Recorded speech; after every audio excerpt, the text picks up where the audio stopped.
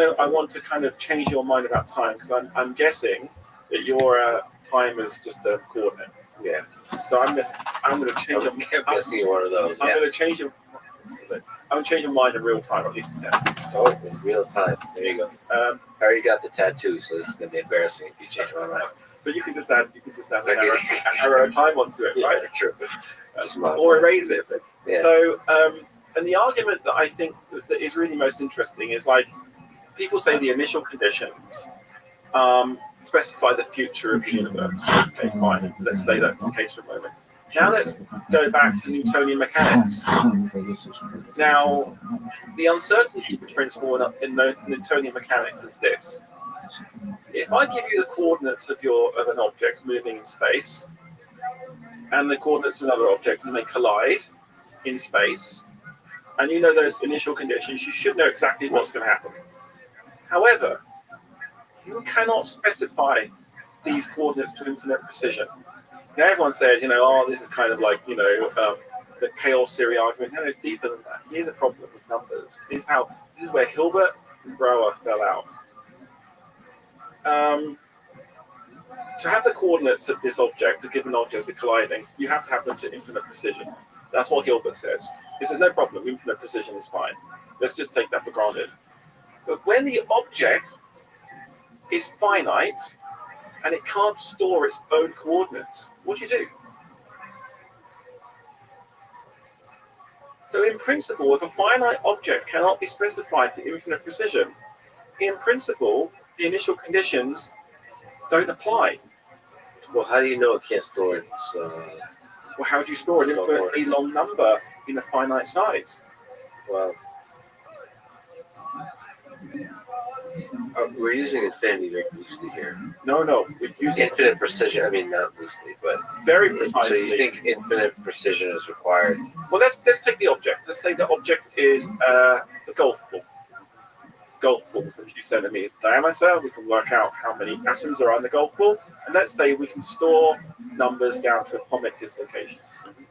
So work out how many atoms are on the golf ball, and we can store the coordinates in that golf ball down to that number. But beyond that, we can't. Let's make the golf ball smaller. And this is where I think that we get randomness in quantum mechanics. And some people say you can't get randomness in quantum mechanics, it's deterministic. But this is where we realize that classical mechanics and quantum mechanics suffer from the same uncertainty principle. And that is the inability to specify the initial conditions to a precise enough degree to give you determinism. The universe is intrinsically too big, and that's why time exists. It's non-deterministic. Looking back into the past, you can use logical arguments, because you can say, was it true or false? You would know. But this is the fact we are unable to predict the future with the precision is not evidence of lack of knowledge. It's evidence the universe is generating new things. Okay, do you, first of all, quantum mechanics, you could just say statistically what's going to happen when two compounds hit each other. Statistically, but sure, I can say statistically what's going to happen, but then when they do happen, and you keep nesting it together, you can't. I mean, it goes almost back to look at. Let's think about entropy in the universe. So how do we understand entropy change? Well, we could look at our process. We can use the ergodic hypothesis. We can also have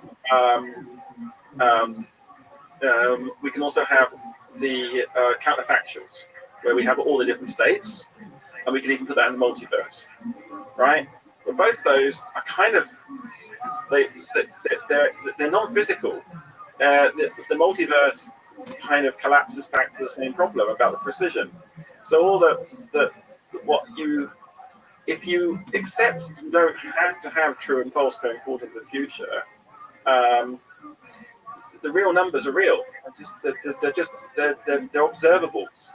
We're trying to see exactly where time being fundamental sneaks in this difference between the golf ball can't contain its own position perfectly precisely. How that leads to time needing to be fundamental. let me up. What do you believe? Do you believe, or do you accept you have free will? Yeah, I think at this moment in time, I believe that I have free will. So then you have to believe that time is finite. I understand that's the statement you made. Well, no, the weekend logically follows, because if you don't have free will, so like if you're in a universe that has no time, the universe is deterministic. If it's deterministic, then you have no free will. I think the space of how much we don't know is so vast that saying the universe is deterministic, from that jumping there's no free will, is just too difficult to believe. No, I logically follows. No, I don't disagree. It's not. I'm not saying any. I mean, it's deep and it's important. All I'm saying, and it's the difference of, is it actually different to what I've said before, is that if you don't require Platonistic mathematics and accepts that non-determinism is how the universe looks, and that gives us our creativity and the way the universe is getting novelty, it's kind of really deeply important in assembly theory, because assembly theory starts to actually give you a mechanism why you go from boring time, which is basically initial conditions specify everything, to a mismatch in creative time. And I hope we'll do experiments. I think it's really important I would love to do an experiment to prove that time is fundamental and the universe is generating novelty. I don't know all the features of that experiment yet, but by, having these conversations openly and getting people to think about the problems in a new way, better people, more intelligent people with good mathematical backgrounds can say, oh, hey, I've got an idea. Would love to do an experiment that shows that the universe is too big for itself going forward in time. And I really, this is why I really hate the idea of the Boltzmann brain. The Boltzmann brain makes me super kind of like, everyone's having a free lunch. It's like let's break all the laws of physics. So a Boltzmann brain is this idea that in a long enough universe, the brain will just emerge in the universe as conscious. And that neglects the causal chain of evolution required to produce that brain. And this is where the computational argument really falls down, because the computationists can say, I can calculate the probability of a Boltzmann brain. And I can, and they'll give you a probability, but I can calculate the probability of a Boltzmann brain. 0. Just because the space possibility is so large. Yeah, it's like when we start fooling ourselves with numbers that we can't actually measure and we can't ever conceive of. I think it doesn't give us a good explanation. And I want to explain why life is in the universe. I think life is actually novelty minor. Life basically mines novelty almost from the future and actualizes it in the present. Okay, life is a novelty minor from the future that is actualized in the present. Yeah. I think so. Novelty minor. First of all, novelty. What's the origin of novelty? When you go from boring time to creative time, where's that? Is it as simple as randomness, like you're referring to? I'm really struggling with randomness, because I had a really good argument with Yasha Bark about randomness. And he just said randomness doesn't give you free will. That's insane, because you'd just be random. But I think he's right at that level. But I don't think he is right on another level. And it's not about randomness. It's about constrained. I'm going to sound like constrained opportunity. I'm making this up as I go along. So making this up. Constrained opportunity. So what I mean is so you have to have, so that the novelty. What is novelty? This is why I think is the funny thing. If you ever want to discuss AI, why I think everyone's kind of gone AI mad, is that they're misunderstanding novelty. But let's think about novelty. Yes, what is novelty? So I think novelty is a genuinely new configuration that is not predicted by the past, right? And that you discover in the present, right? And that is truly different, right? Now everyone says that, some people say that novelty doesn't exist. It's always with precedent. I want to do experiments that show that that is not the case. And it goes back to a question you asked me a few moments ago, which is, where is the factory? Right? Because I think the same mechanism that gives us a factory gives us novelty. And I think that is why I'm so deeply hung up on time. I mean, of course I'm wrong, but how wrong? And I think that life opens up that combinatorial space in a way that our current laws of physics, or as contrived in a deterministic initial condition universe, even with the get out of the multiverse, David Deutsch style, which I love, by the way, but I don't think is correct. But it's really beautiful. Multiverse. But the David Deutsch's conception of the multiverse is kind of like given.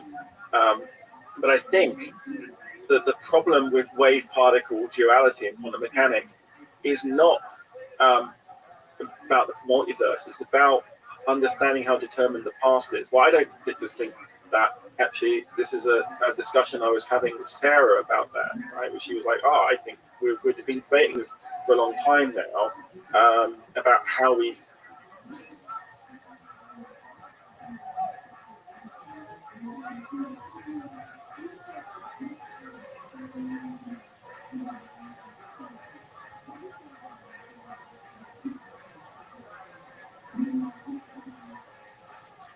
The following is a conversation with Guillaume Verdun, the man behind the previously anonymous account based Bev Bezos on X.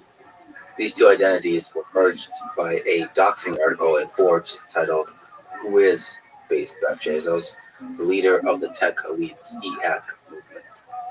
So let me describe these two identities that coexist in the mind of one human. Identity number one, Guillaume, is a physicist, applied mathematician, and quantum machine learning researcher and engineer, receiving his PhD in quantum machine learning, working at Google in quantum computing, and finally launching his own company called Extropic that seeks to build physics-based computing hardware for generative AI. Identity number two, Bev Bezos, on X, is the creator of the Effective Accelerationism movement, often abbreviated as EAC, that advocates for propelling rapid technological progress as the ethically optimal course of action for humanity. For example, its proponents believe that progress in AI is a great social equalizer, which should be pushed forward. EAC followers see themselves as a counterweight to the cautious view that AI is highly unpredictable, potentially dangerous, and needs to be regulated. They often give their opponents the labels of, quote, doomers or decels, short for deceleration. As Bev himself put it, EAC is a mimetic optimism virus. The style of communication of this movement leans always toward the memes and the lols. But there is an intellectual foundation that we explore in this conversation. Now, speaking of the meme, I am too a kind of aspiring connoisseur of the absurd. It is not an accident that I spoke to Jeff Bezos and Bev Bezos back to back. As we talk about, Bev admires Jeff as one of the most important humans alive, and I admire the beautiful absurdity and the humor of it all. This is the Let's Read podcast. And now, dear friends, here's Guillaume Verdun. Let's get the facts of identity down first. Your name is Guillaume Verdun, Gil, but you're also behind the anonymous account on X called Based Bev Bezos. So first, Guillaume Verdun, you're a quantum computing guy, physicist, applied mathematician, and then Based Bev Bezos is basically a meme account that started a movement, the philosophy behind it.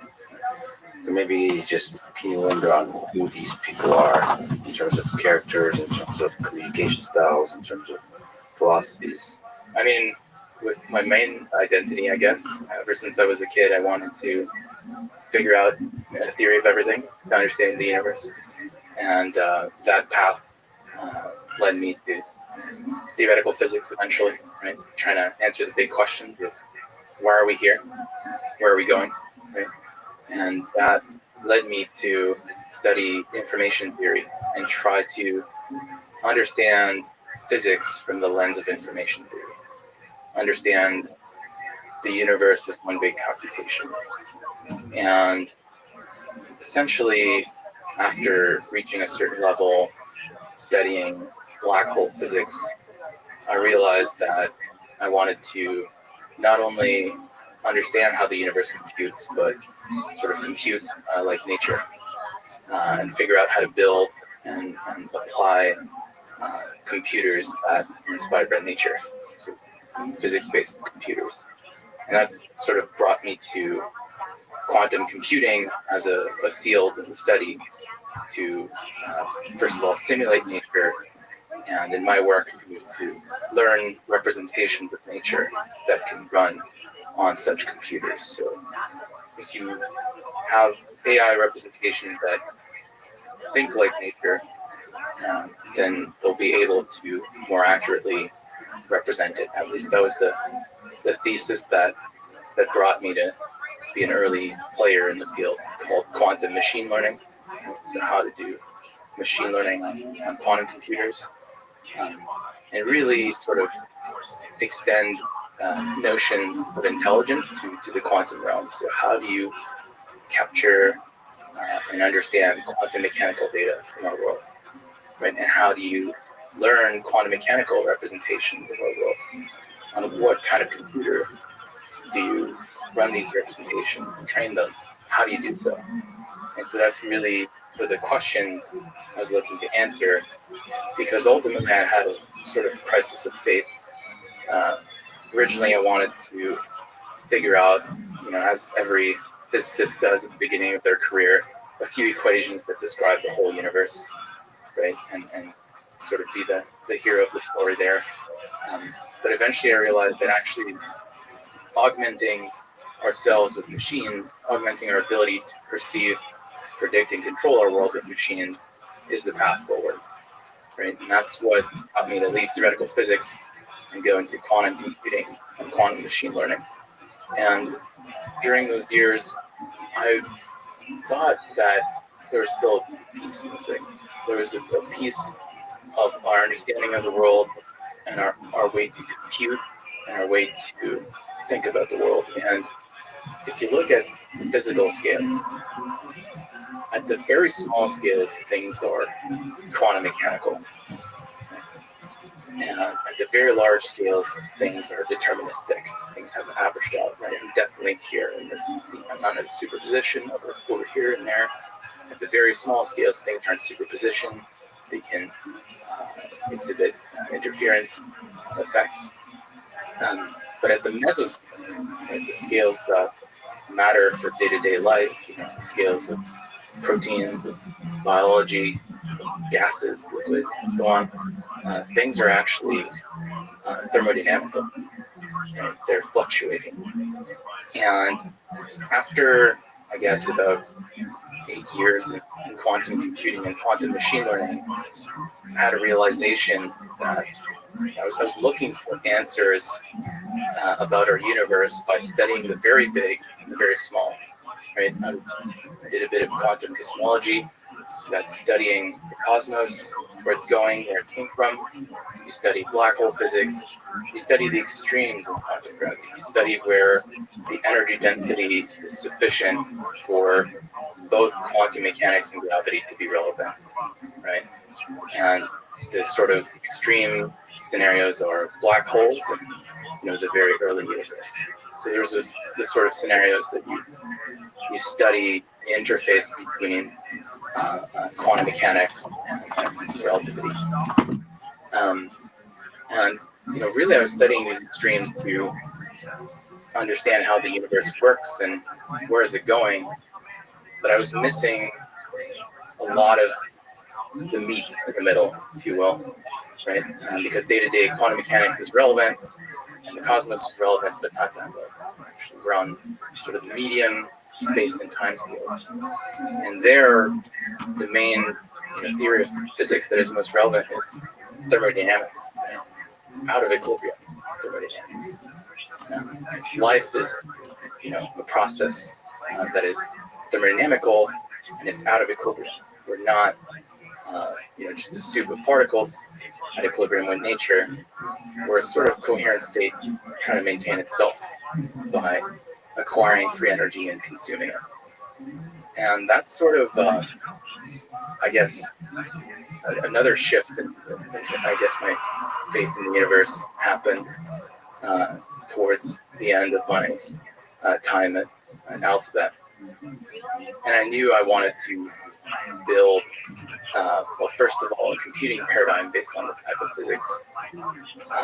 But ultimately, just by trying to experiment with these ideas applied to society and economies and much of what we see around us, I started an anonymous account just to relieve the pressure, right, that comes from having an account that you're accountable for everything you say on. And I started an anonymous account just to experiment with ideas originally, right? Because I didn't realize how much I was restricting my space of thoughts until I sort of had the opportunity to let go. In a sense, restricting your speech back propagates to restricting your thoughts, right? And by creating an anonymous account, it seemed like I had unclamped some variables in my brain and suddenly could explore a much wider parameter space of thoughts. Just to linger on that, isn't that interesting? That one of the things that people often talk about is that when there's pressure and constraints on speech, it somehow leads to constraints on thought. Even though it doesn't have to, we can think in thoughts inside our head, but somehow it creates these walls around thought. That's sort of the basis of our movement, is we were seeing a tendency towards constraint, reduction or suppression of variance in every aspect of life, whether it's thought, how to run a company, how to organize humans, how to do AI research. In general, we believe that maintaining variance ensures that the system is adaptive. Right? Maintaining healthy competition in marketplaces of ideas, of companies, of products, cultures, governments, currencies is the way forward, because the system always adapts to assign resources to the configurations that lead to its growth. And the fundamental basis for the movement is this sort of realization that life is a sort of fire that seeks out free energy in the universe and seeks to grow, right? And that growth is fundamental to life. And you see this in the equations, actually, about equilibrium thermodynamics. You see that paths of trajectories of configurations of matter that are better at acquiring free energy and dissipating more heat are exponentially more likely, right? So the universe is biased towards certain futures, and so there's a natural direction where the whole system wants to go. So the second law of thermodynamics says that the entropy is always increasing in the universe. It's tending towards equilibrium. And you're saying there's these pockets that have complexity and are out of equilibrium. You said that thermodynamics favors the creation of complex life that increases its capability to use energy to offload entropy. So you have pockets of non-entropy that tend the opposite direction. Why is that intuitive to you that it's natural for such pockets to emerge? Well, we're far more efficient at producing heat than, let's say, just a rock with a similar mass as ourselves, right? We acquire free energy, we acquire food, and we're using all this electricity for our operation. And so the universe wants to produce more entropy, and by having life go on and grow, it's actually more optimal at producing entropy, because it will seek out pockets of free energy and burn it for its sustenance and further growth. And that's sort of the basis life. And I mean, there's Jeremy England, right, at MIT, who has this theory, a proponent of that, life emerged because of this sort of property. And to me, this physics is what governs the mesoscale. And so it's the missing piece between the quantum and the cosmos. It's the middle part. Thermodynamics rules the mesoscales. And to me, both from the point of view of designing or engineering devices that harness that physics and trying to understand the world through the lens of thermodynamics, has been sort of a synergy between my two identities over the past year and a half now. And so that's really how the two identities emerged. One was kind of this decently respected scientist that was going towards doing a startup in the space and trying to be a pioneer of the new kind of physics-based AI. And as a dual to that, I was sort of experimenting with philosophical thoughts, from a physicist standpoint, right? And ultimately, I think that around that time, it was like late 2021, early 2022, I think there was just a lot of pessimism about the future in general, and pessimism about tech. And that pessimism was sort of virally spreading because it was getting algorithmically amplified, and people just felt like the future is going to be worse than the present. And to me, that is a very fundamentally destructive force in the universe, is this sort of doom mindset, because it is hyperstitious, which means that if you believe it, you're increasing the likelihood of it happening. And so felt a responsibility to some extent to make people aware of the trajectory of civilization and the natural tendency of the system to adapt towards its growth, and sort of that actually the laws of physics say that the future is going to be better and grander statistically, and we can make it so. And if you believe in it, if you believe that the future will be better, and you believe you have agency to make it happen, you're actually increasing the likelihood of that better future happening. And so I sort of felt a responsibility to sort of engineer a movement of viral optimism about the future and build a community of people supporting each other to build and do hard things, do the things that need to be done for us to scale up civilization. Because at least to me, I don't think stagnation or slowing down is actually an option. Fundamentally, life and the whole system, our whole civilization, wants to grow. And there's just far more cooperation when the system is growing rather than when it's declining and you have to decide how to split the pie. And so I've balanced both identities so far, but I guess recently the two have been merged more or less without my consent. So you said a lot of really interesting things there. So first, representations of nature. That's something that first drew you in to try to understand from a quantum computing perspectives, like how do you understand nature? How do you represent nature in order to understand it, in order to simulate it, in order to do something with it? So it's a question of representation. And then there's lead from the quantum mechanical representation to the mesoscale representation. We're going straight up tonight, old school. Check in with you guys. It's been a while. We've had a lot of great guests from Sarah Tiana to human Rich Frank. behavior, all this kind of stuff that's happening here on Earth that seems interesting to us. Then there's the word hyperstition. So some ideas, and I suppose both pessimism and optimism are such ideas that if you internalize them, you in part make that idea a reality. Both optimism and pessimism have that property. I would say that probably a lot of ideas have that property, which is one of the interesting things about humans.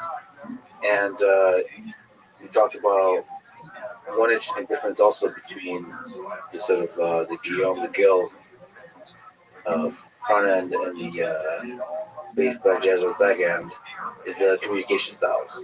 Also, that you were exploring different ways of communicating that could be more viral in the way that we communicate in the 21st century.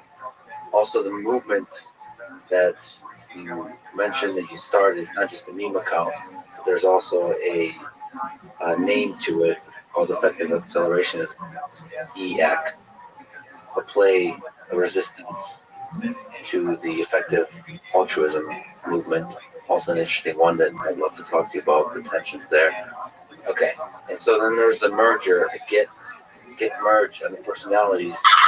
Recently, the guy you consent, like you said, some journalists figured out that you're one and the same. We need to talk about that. We're going straight up tonight, old school. Check out what you guys. It's been a while. We've got a lot of great guests from Sarah Tiana to Rich Franklin to Joe Rogan to Gabriel to Ralphie. Gabriel's doing it. It was like a week in one theater in Chicago. Did like 20,000 seats. Then he comes here. He does 3 nights somewhere in Anaheim. 2 nights. Then he's off 2 years in the Trover. If I get out of work early, I'll go to his Christmas party. If I get out of work early, I don't know what time it's supposed to rain here. You know, if you guys don't know, when it rains in LA, everything goes and come back. So if you gotta leave for work and be there at 8, you usually leave at 7, you gotta leave at like 5:45. I wish I didn't lie. It's a sad truth. When you live in Colorado, man, and snows, it's amazing how it didn't affect the little. Like snow was just another day for those people. I've never been big. I don't like how in LA everybody judges you by your car. Yeah. It really bothers me. I saw my mom. A lot of people here have like Porsches and studio apartments. Everybody has a Series 3 BMW. I worked You at know, if you see anybody in the industry, junior agent, and then as they get there for a while, they get a 5 Series. Listen, I'm not here to arrest anybody. the baseline is secrecy. I like the suit. I like feeling safe. Yeah, talk about I what like you work knowing that on if it rains, with like other the googlers, Cadillac's a great car, or whatever, but externally. And so that was kind of I can't pay $300 to $400 a month way to do and things, not especially sleep at night if something in does break tech down. that, I've always had great success with Subarus and Toyotas. Why would I want to change it now at this point? Yeah. If I start making an abundance of money, my second car would be a Cadillac or so something. there's no But correlation I gotta have a family, so I can't be selfish and have to be like, And then not only did they saying correlate Plus, that, with your daughter, you don't want to have like messes in the back of a Cadillac, or yes. and this account. listen, she can do whatever she wants. So, As long as I pay for I the think car, they're gonna the throw fact that they apples. had Kids are gonna be docked the kids. whole Yeah. I went to the park Saturday, and there was a soccer thing going on. A soccer journalists camp. There was reached kids out her to age, us a little older. Some kids knew what was going on. The other kids were just to watch. They were just there after the soccer ball. There was a camp for like 2-year-olds and one for like 4-year-olds. And I'm walking around. I'm watching those 2-year-olds because I can see if I can put her in here. My wife and her are battling. I'm like, what's going on? She goes, she wants to go down there. Let her down there. I go, you're gonna sit there and battle. So I think you gotta pick your they battles had with a these first kids. reporter She's gonna run down there anyway. She's gonna walk around, touch the net, touch the ball, and then she's but then gonna they walk away looked at from their those notes kids. across the organization. No, she's not. I picked her up, walked her down. That's exactly what she did. She kicked the ball. She saw 20 kids. She looked around. She goes, "I'll leave the guy for myself." She walked away. But we signed her up. And in That's general, cool. Next Saturday, 11 o'clock. Yeah. Even though she might not like it, she don't like it. It's kicking the ball. It's running around, falling in leaves. They get 2 coaches there. They coach you. They tell you what to do. audio-based analysis. You know, she's mingling. This is what they're supposed to do, so they grow up for social. Should I go back and forth somewhere? Like, should I be pro testing? I don't know. Like, is this like an important thing to be doing? Yep. But So, You're a protester primarily I just took You're gonna get a stick The with a match, sign but, and walk down there. you would kill me if you saw me with this thing. SEC filings. I lived in Boulder, and I saw protesters when the CIA would come to town, Account, and they so come to on. recruit So on they campus. did some big. I don't know if they Originally, I recruited took thought that applications, but they dancing spoke to was applicants, and there was always little wars on there. These kids would go But down there, there's and then I this figured out who these threshold kids were, when that, it becomes of public you interest. know, they were trust fund kids Someone's that just identity. wanted to And get some those form of were the two attention. words I that got sort it, of like you know, unless you really believe, like I, because I had just reached 50K. It's not that I don't like protesters and what they stand for. So Is I think that sometimes people are down there protesting and they don't even know what they're protesting for. Right. They're just protesting to make for everybody in life gets jaded at their job. Yeah. Some people listening to this right now going, Joey, we don't want you to hear the other side of this. No matter what type of job you do, you're a working stiff till the end. I'm a working stiff. Lee would have been a working stiff as an editor. You know, he would have got promoted finally as an editor. And you're still 28. And when do you retire? 65. So unless you open up your own business, you're a working stiff. 40 years. So for 40 years, you're a working stiff, okay? Now, I don't know if this becomes the same for cops. I'm going to break it down for you guys. You know, everybody here at some point at 38 goes, what am I doing? I just saw a bill by mistake. They pay me $15 an hour. They charge $55 for me. I'm only getting $15 a year. $15 goes to insurance and state taxes. But they're still getting $25 from me for labor wise. So what happened with I'll need the lawyers. Where to apply pressure to. All right, so I did that, right?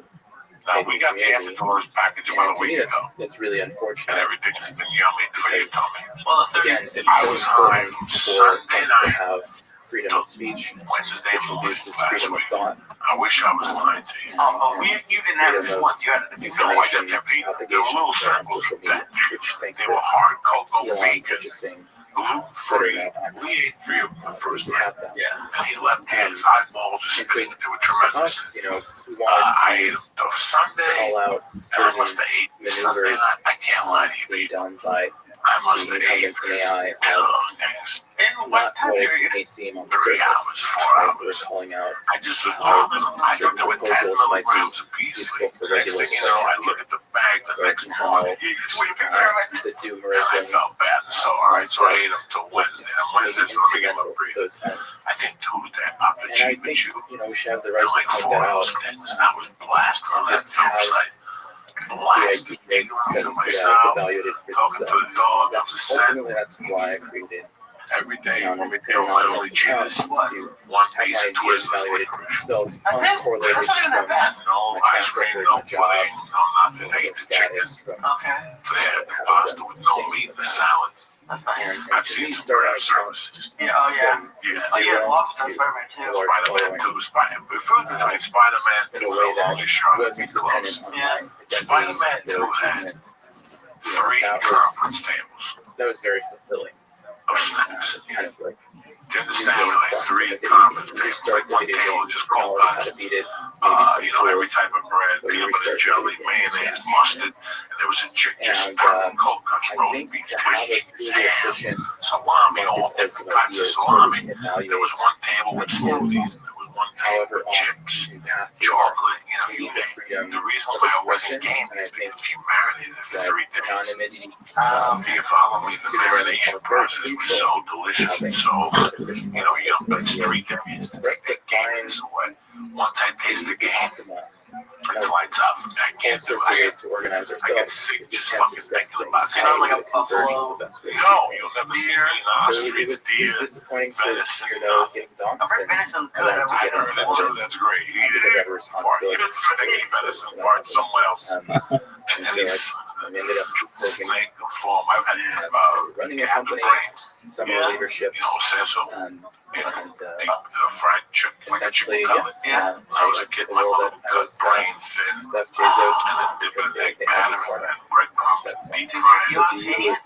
I would see it. The weirdest thing I've ever had is a chicken hearts. Would you have it with? It was like a grilled plate in Israel. I only had one because my friend got it. Nothing too intense. I don't remember. It wasn't disgusting. No, it wasn't disgusting. But I don't know the oysters. Is it like the wriggle? I don't like it. I don't know. It feels like I think it fucker. could be Clams. We had some clams at anybody what's the name of the joint you used to work at? Legal Seafood. Somebody was asking somebody else, and I'm going to Boston. a movement or an Where's the uprising best child? Somebody against says, I incumbents, think it's against those that touristy. Right, I mean, control legal the seafood. flow of information. If I thought anybody so also. I that like reaches a certain clams. threshold I gets don't like them. doxxed, and thus the I don't know. It feels like a fucker. traditional I'll do clams. apparatus We had has some ways clams to at apply pressure What's the name on of the to joint suppress you used their to work speech. at? Legal Seafood. Legal Seafood. I Somebody think was that's asking somebody else there. I'm going to Boston. speech suppression What is the best mechanism. channel? So Maybe this is, that's I gotta tell you, it's Thursday, but I gotta go down with Legal Seafood. Weinstein. I thought so also. I like clams. The flip side of that, which is I don't like what clams. Yeah, clams on a half shell with a little bit of basketball horseradish. And a mug of Heineken on tap with a frozen glass. Who's gonna stop me? That's a big dick right there. Just a second. very convincing Stood sucking those clams. It's tremendous. You just inhale some beer. It's nothing better. That's your favorite? If you Yeah, I like clams on a half shell, low fried calamari. it's A possible couple shrimp cocktail. Holy skidoo. if you start a It's revolution high. from your At basement, 7:30, your wife gets past. What is your problem? You're sitting there staring into the abyss. something Abyss on Sundays, an abyss. I call Liam, I go, we're gonna do a podcast. Call me back in an hour. We call back. What do we got down? Because I could take tax. Call me back in an hour. I basically passed out. I got up at 3 in the morning to pee last night. I was like, oh my God, I passed out tonight. Hell yeah, that's why I like Maryland. That's the real, basement, real truth. There's two reasons. The first reason is the sleep issue. Yeah. And the second reason, honest to God, is how good the music sounds. Monday, December 15th, you have 8 days to make it happen. You want to be set by the 29th, 24th. They weren't millionaires. This house looked like a I mile. think that Doing the projects, you know, and the black people outside out there all ganged up. The fact there was a guy out there I think making pork chop sandwiches, like speech for Just on the side of the road. complete delicious. Not bad. Fried pork chops on the side of the and I street. think that And you took your should own white enable bread. So it's like a thing of white bread. You know, 1,000 black hands and a large there with stock space cracks that on that fingernails. is less restricted than most people or many things. If you bought a pork chop, you would Ultimately, stick greasy hands in there and get 2 pieces of white bread out. You would put the synthetic pork chop intelligence on the white bread. are going to make good You would points bite about out, how bite to into it, figure out where the bone was steer laid. Once you heard systems me in our toothbrush, civilization. oh yeah, you didn't call it. He didn't Why take should it out. we restrict He gave you like a sauce, a thing of hot sauce again. You can see blood on the fingers and AIDS and crack and put hot sauce on your pork chop. That's how he ate it. And he barely gave you like a napkin. The napkin he gave you had his fingerprints on it, but it was delicious. I went to these black people's house and they got me stoned on the worst weed ever. because they can be Like 4 of us must have smoked 15 joints and we barely got high. We went outside, we bought the Yeah, pork chop sandwiches, they gave me a ride home. I the never solution forgot to that. this would be to Never have some forgot sort of that. They got me high. identity or They were way very funny. time that this They enjoyed that I was certified Cuban. human, but They still could have loved remain me. synonymous, right? And And clearly identify if a bot is a bot. And I think you No, want you to can't do needle. converge Yeah, on because I never that. platforms. At this point, Yeah, it'd be I interesting think if I did it to with also somebody be cool, design where the and box I looked the other way and put my who iPod created in, the bot. And what was and they shot my arm a little bit of heroin and parameters, then pulled some the blood out full history of the and creation held of it. the bot. And then I What was just the kept original breathing. model? What was the fine-tuning of it? And I got my out of the serenity and they shoot me a little bit more. I think Unmodifiable. I just get high for a few hours. I would like that. Where you can know I think that's a lot worse than doing a little bit of coke. You know? No, good. Right. Like a good Chinese guy. I think that A good one? a lot So of do that. pervasive No, like some good Chinese guy in New Has York been that brought it from Toronto. amplified using sort of You know, these something Chinese, they adversarial process it techniques very clean. adversaries, right? Some fucking, you know, some To white me, debt. I do think Something, that one of those names, some white debt. You know, conspiratorial it was had to be a professional. I do Like, it think had to be that a professional. Like, ideologies so that what would you shoot? want I do the whole bag. accelerate, All right, then give me a wind quarter. down, Just give me a tiny little the beat, mix it with some water, and just I blast think me a that little bit. serves Poke the our arm, adversaries more put than on it some serves Black us Sabbath, and take in it out, general. and then loosen it. And to me, that was Just another go nuts for sort of 2 concern. hours. Maybe This we must can be look at great. It would take a guy like me where I'd eat the beer before the next journey.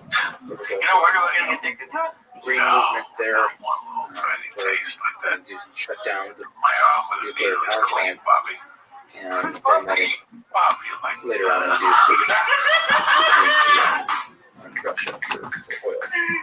And oh, you shot that duck. that And the was horse. a net negative Listen, for what do you the think? How you Germany feel? and the West. I'm super high. And so How if you not? we You look good. convince ourselves that If It's slowing clean. down AI She goes progress tomorrow. Where'd you go yesterday? to have See, almost how two players just in the best interest of the what West. you guys learned? First of all, What let's did you tell there and learn? say that we almost lost Pretty much. No, it's open I was AI for this experienced. ideology. Right, Like almost we got listened dismantled to Survivor speak, a couple weeks ago. Now, when you went there, how many people That would were in the cause museum? huge damage That's to the very AI natural. system. There was some dudes, but there's some like Mexican To me, I people, want some others, a black family. fault-tolerant progress. trio I of want the black IO girls, technological and, progress to keep moving forward. No, it was. I've been to them in making sure DC we have and variants Israel before, and we and I get really decentralize depressed. Like I got in a bad mood. of various organizations. It really takes it out.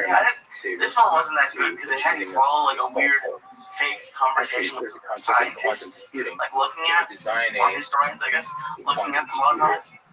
But like the one in Israel is pretty terrible, and it's my mom wanted to go. I made her happy. Huge cry. Ambient noise.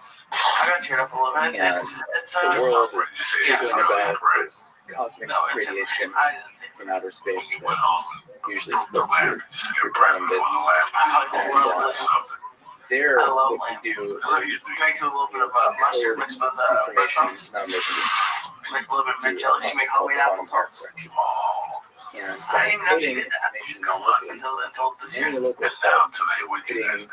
some of Today your we quantum bits with hammer. went to Hunger Games Proverbial and hammer. went shopping. Where'd you go see Hunger If Games? your information is sufficiently You saved on the party. localized Yeah. And then what else? You take it to the time. from that No, local she source. made. It sounds stupid, And to but me, one I of my think favorite that things she makes is humans- quesadillas. Human She made culture, those. right? Your It mom. can get They're corrupted, just it can American get bought out. quesadillas, just tortillas in there. And if you have Shredded a cheese and some chicken. top-down Cheddar cheese. hierarchy Not cheddar. I think it's like where the very few people taco mix blend or control something. many nodes, It's good. many Why don't you systems just in our get the, why don't you just civilization, get the cheese in a that is not package a and full really knowledge. just put it in the nodes package? corrupted the whole That system. white single stuff, like No, the brown single it's slices. shredded stuff in a bag. OpenAI, a couple It's in board the members, package. and they had enough It's not like knowledge single slices made like wrap with the cans. No, like Time to get the cheese taken out of the wrap, don't look at it. I do get that. You can smell the cans. You can smell the making sure chemotherapy. I that get the reduced fat version of it too. It really Yeah, is. because it's all AI about revolution Lots of doesn't relatives do that. concentrate Do that. in the hands Zero of dollars few. now. Then you get me all It is pissed part off. of our He's a thief.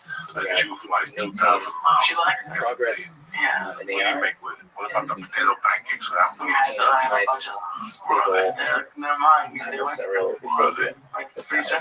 what does she make with it? I think there Potatoes, needs onions, to open be garlic, attention to some ideas here. So and sour cream. to Oh, me, look at you. acceleration You'll last through. can be both used to centralize power and to decentralize it. And the same with acceleration. So like you sometimes using them a little bit synonymously, or not synonymously, but that there's one is going to lead to the other. And I just would like to ask you about is there a place of creating a fault-tolerant development, diverse development of AI that also considers the dangers of AI? And AI, you can generalize the technology in general. Should we just grow, build unrestricted as quickly as possible because that's what the universe really wants us to do? Or is there a place to where we can consider dangers and actually deliberate sort of wise strategic optimism versus reckless optimism? I think we get painted as, reckless, trying to go as fast as possible. I mean, the reality is that whoever deploys an AI system is liable for, or should be liable for what it does. And so if the organization or person deploying an AI system does something terrible, they're liable. And ultimately, the thesis is that the market will will positively select for AIs that are more reliable, more safe, and tend to be aligned to do what you want them to do, right? Because customers, right, if they're liable for the product they put out that uses this AI, they won't want to buy AI products Because he's bored that to are death. unreliable. If you're 9 and you're And sitting on we're the corner actually there and for nobody, what reliability was he doing? engineering. We Sitting just there think that Yeah, with a little the trash market bag. is much more like what? efficient Like he got gotten thrown out? at Yeah, like they were pretending, like they achieving were this saying sort the of parents threw him out. reliability But it didn't optimum make sense to me because and if he sort was of really that cold, he heavy-handed was in like shorts and a t-shirt, regulations like wrapped up in that the are trash bag on the written ground. by the But maybe I incumbents gotta stop. and I think in you a meant some kid subversive like a fashion partner would serves say this. them Oh no, yeah, he had like to no clothes achieve on. regulatory. Oh, man, you If gotta you stop. Worst case save scenario, you're AI, selling to somebody for development that would be achieved through market forces versus We're through watching House of Cards because we lost Scott last weekend. So That's in 3 government days. well, no, regulation. it's not gonna take 3 days. It's like There's 13 a report episodes. So it's like a day and a last half. month So it's all 13. from Yeshua Judge and many others titled The Managing AI versus an Era of No, I had Rapid to afternoon today Progress. though. That was Did you fun. really get So mama there- stabbing? This Yeah. collection of folks who are very worried about Really No, the it's not. I was on last development weekend. of AI will work that not appetite be up. risk. We have a bunch of We went to the gym at 11, and then we went and recommendations. lunch. Yeah. You Maybe went I home, think gave you a juice before stick we of see death. like any of Yeah. So That's fine. independent auditors access to AI. No, we took a shower. No, we took a shower. Governments and companies I didn't make her. allocate She. 1/3 of their AI research and development funding to AI What do you safety. think I should do? There's This this is really, general like, concept really of big AI girl safety. that just came and The started AI coming to the companies are gym, required to adopt and she was on safety the elliptical, measures if and like she had a dangerous hoodie capabilities on, are found in and I their could see body. like she was dying. And Like, for and I was something gonna go up mentioned, and tech do what someone did companies for me, and liable like say, foresee or nice job you're doing, but like it felt weird. Do you ever go and talk to somebody at the gym? AI system. Like if you saw a bigger person, Independent auditors, governments and companies are forced to spend That's it. significant portions of their funding Not on safety. no. We got to have You safety smile measures sometimes, people are that should embarrassed. go Yeah. really wrong. I want to embarrass her. But if you see her a couple times, then say something. Wait till Any she's of there that 2 or 3 seems weeks. like Okay. Maybe she something you quits. would agree with. I would say that You know, but if you see her 2 or 3 assigning, weeks, walk through and say, I see you. arbitrarily saying 30% seems very arbitrary. I think organizations would allocate whatever budget is Yeah, you needed were to saying that on achieve carbs, the didn't sort of it? I had it last reliability night. they I need didn't to know that achieve Just to as many as whole butt. perform in the market. And I think third-party auditing firms would naturally pop up because All that's how customers know that I your took some good product mushroom is hoops apparently. certified, reliable, right? You need to see some benchmarks, and those Well, need to be done by third I party. would, but no, The I'm thing I worried would because I'm oppose, still in the star right now. Do the you think thing it's a I'm waste? seeing that's really worrisome Because I didn't is feel the sort star on Monday. of No, weird sort of I correlated not that interest much. between the incumbents, the big players, So what you do and the is you go to the government. hospital, And you get if to the hospital, you call your to attorney. get too close, we open the door Drop like 2 for, or 3 times. The people want to break you out. some See the sort of root.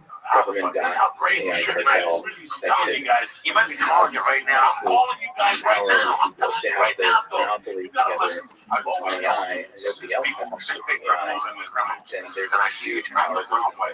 I mean, Even I if know you about like how our the current moon, the leaders, stars, right, I and think then I that know about animals and some leaders galactic think disease. that they're And keep Buddhism, much about life. you set up But there's a certain that walk and talk centralized that people do power that structure. lead you It becomes to a keep target. watching.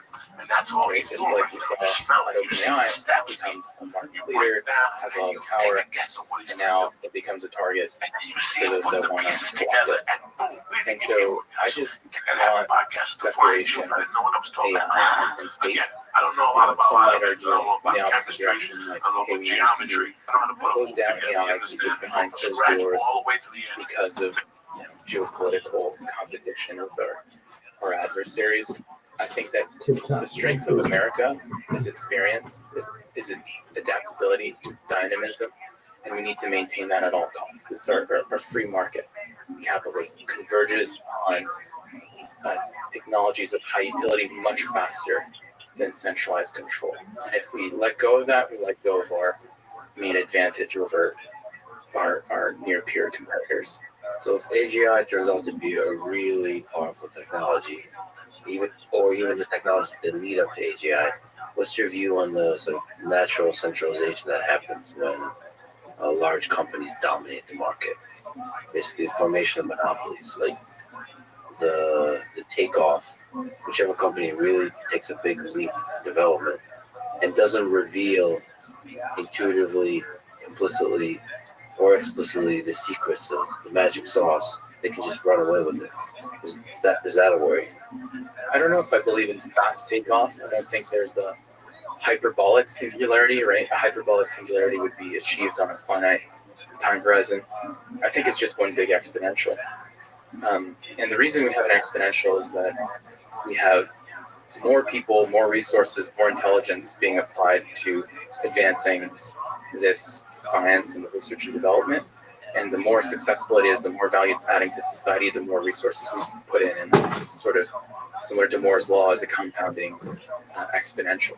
I think the priority for me is to maintain a near equilibrium of capabilities. We've been fighting for open source AI to be more prevalent and championed by many organizations, because there you sort of equilibrate the alpha relative to the market of AIs, right? So if the leading companies have a certain level of capabilities, and open source and truly open AI trails not too far behind, I think you avoid such a scenario where a market leader has so much market power, it just dominates everything, right, and runs away.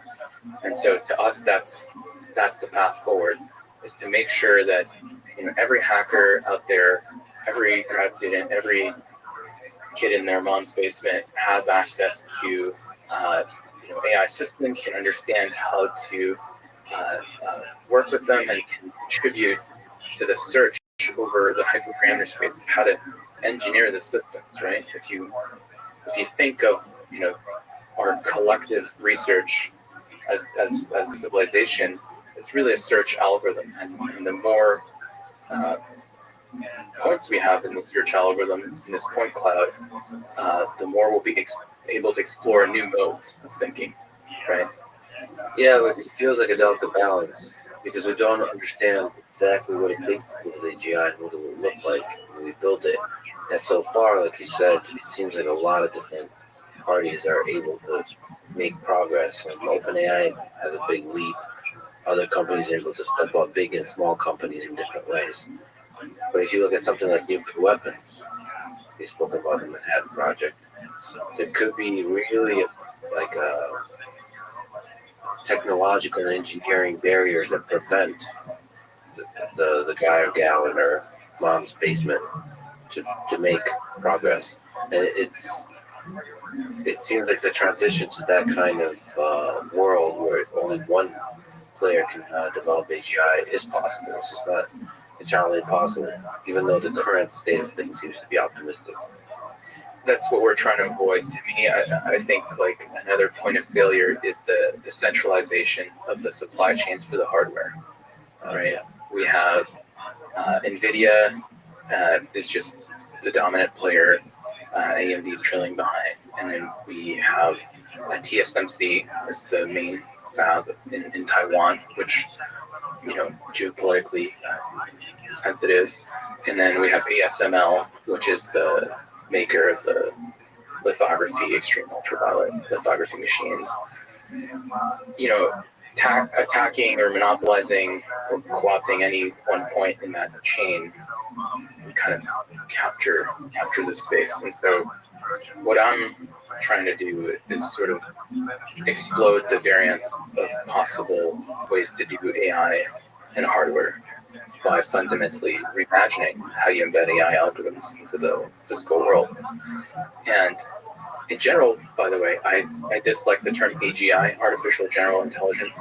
I think it's very anthropocentric that we call human-like or human-level AI artificial general intelligence, right? I've spent my career so far exploring notions of intelligence that no biological brain could achieve, right? Quantum form of intelligence, right? Grokking systems that have multi-partite quantum entanglement that you can provably not represent efficiently on a classical computer, a classical deep learning representation, and hence any sort of biological brain. And so already, I spent my career sort of exploring the wider space of intelligences, and I think that space of intelligence inspired by physics rather than human brain is very large. And I think we're going through a moment right now similar to when we went from geocentrism to heliocentrism, right? But for intelligence. We realized that human intelligence is just a point in a very large space of potential intelligences. And it's both humbling for humanity. It's a bit scary, right? That we're not at the center of the space. But we made that realization for astronomy, we've survived and we've achieved technologies by indexing reality. We've achieved technologies that ensure our well-being. For example, we have satellites monitoring solar flares, right, that give us a warning. And so similarly, I think by letting go of this anthropocentric anchor for AI, we'll be able to explore the wider space of intelligences that can really be a massive benefit to our well-being and the advancement of civilization. And still we're able to see the beauty and meaning in the human experience, even though we're no longer in our best understanding of the world at the center of it. I think there's a lot of beauty in the universe, right? I think life itself, civilization, this homo techno capital mimetic machine that we all live in, right? So you have humans, technology, capital, memes, everything is coupled to one another, everything induces selective pressure on one another. And it's a beautiful machine that has created us, has created, you know, the technology we're using to speak today to the audience, capture our speech here, the technology we use to augment ourselves every day. We have our phones. I think the system is beautiful, and the principle that induces this sort of adaptability and convergence on optimal technologies, ideas, and so on. It's a beautiful principle that we're part of, and I think part of EAC is to appreciate this principle in a way that's not just centered on humanity, but kind of broader.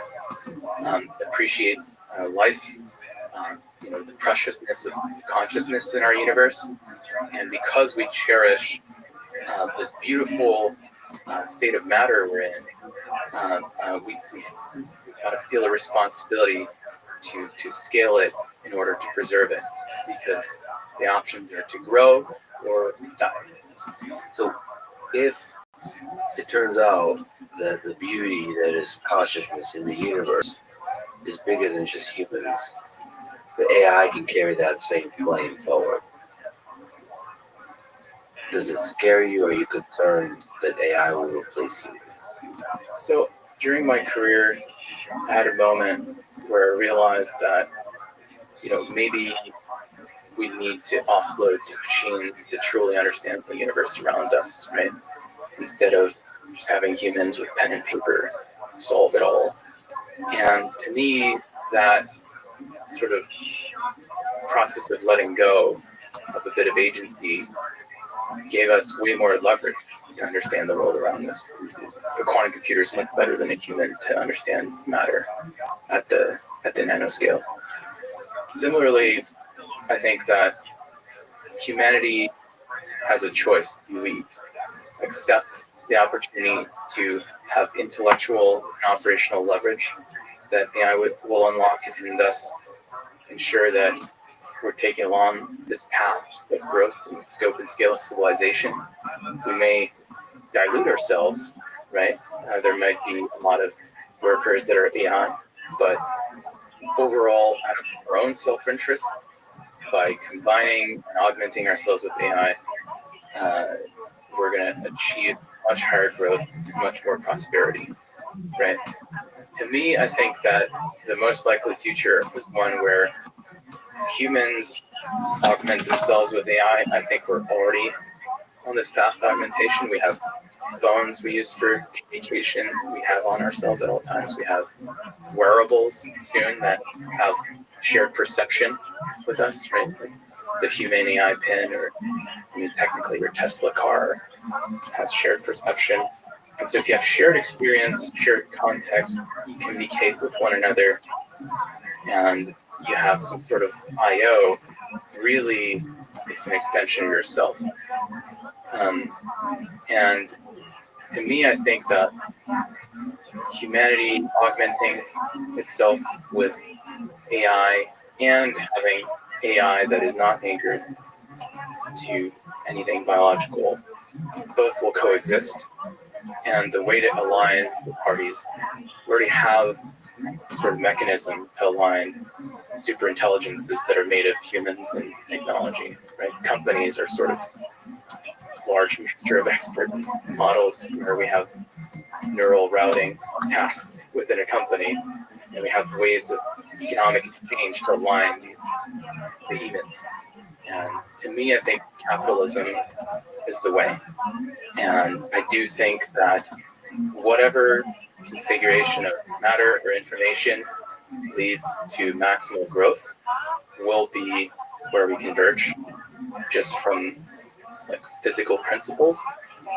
And so we can either align ourselves to that reality and join the acceleration up in scope and scale of civilization, or we can get left behind and try to decelerate, move back in the forest, let go of technology, and return to our primitive state. And those are the two paths forward, at least to me. But there's a philosophical question whether there's a limit to the human capacity to align. So let me bring it up as a form of argument.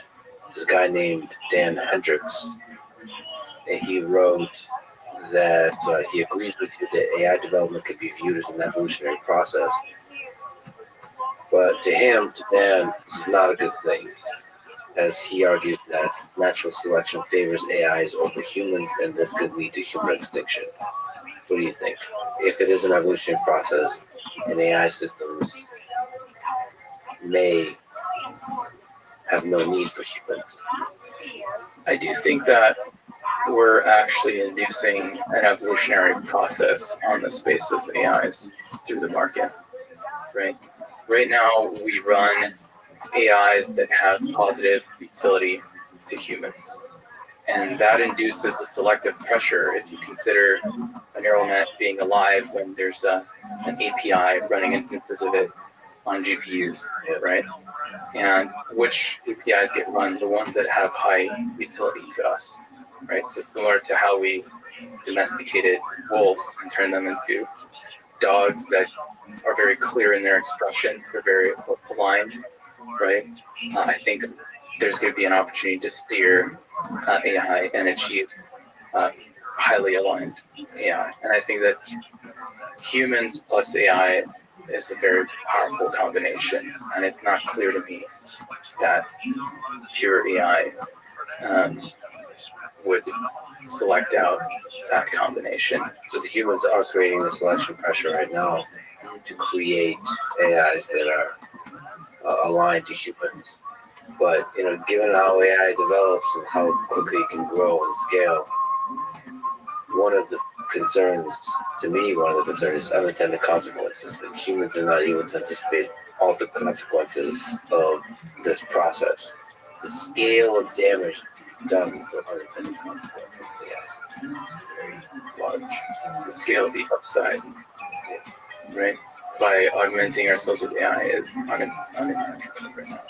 The opportunity cost, we're at a fork in the road, right? Whether we take the path of creating these technologies, augment ourselves, and get to climb up the Kardashev scale, become multiplanetary with the aid of AI, or we have a hard cutoff that we don't birth these technologies at all, and we leave all the potential upside with Google, right? And to me, out of responsibility to the future humans, it's like a different version of that song higher going carrying around. capacity, Like, I don't know much scaling about civilization, and the like, responsibility someone of humans, should I think we remix that have to for what make you just said. the greater, grander future Which happen. back down leave. middle ground between cut off Mushroom. You want a mushroom? and also No. there's some It's Wednesday. It's a beautiful day to be alive. I think, like I said, the market for exhibit every organism, company, How much did I have in like consumer numbers, is you know? acting out of self-interest, and they won't assign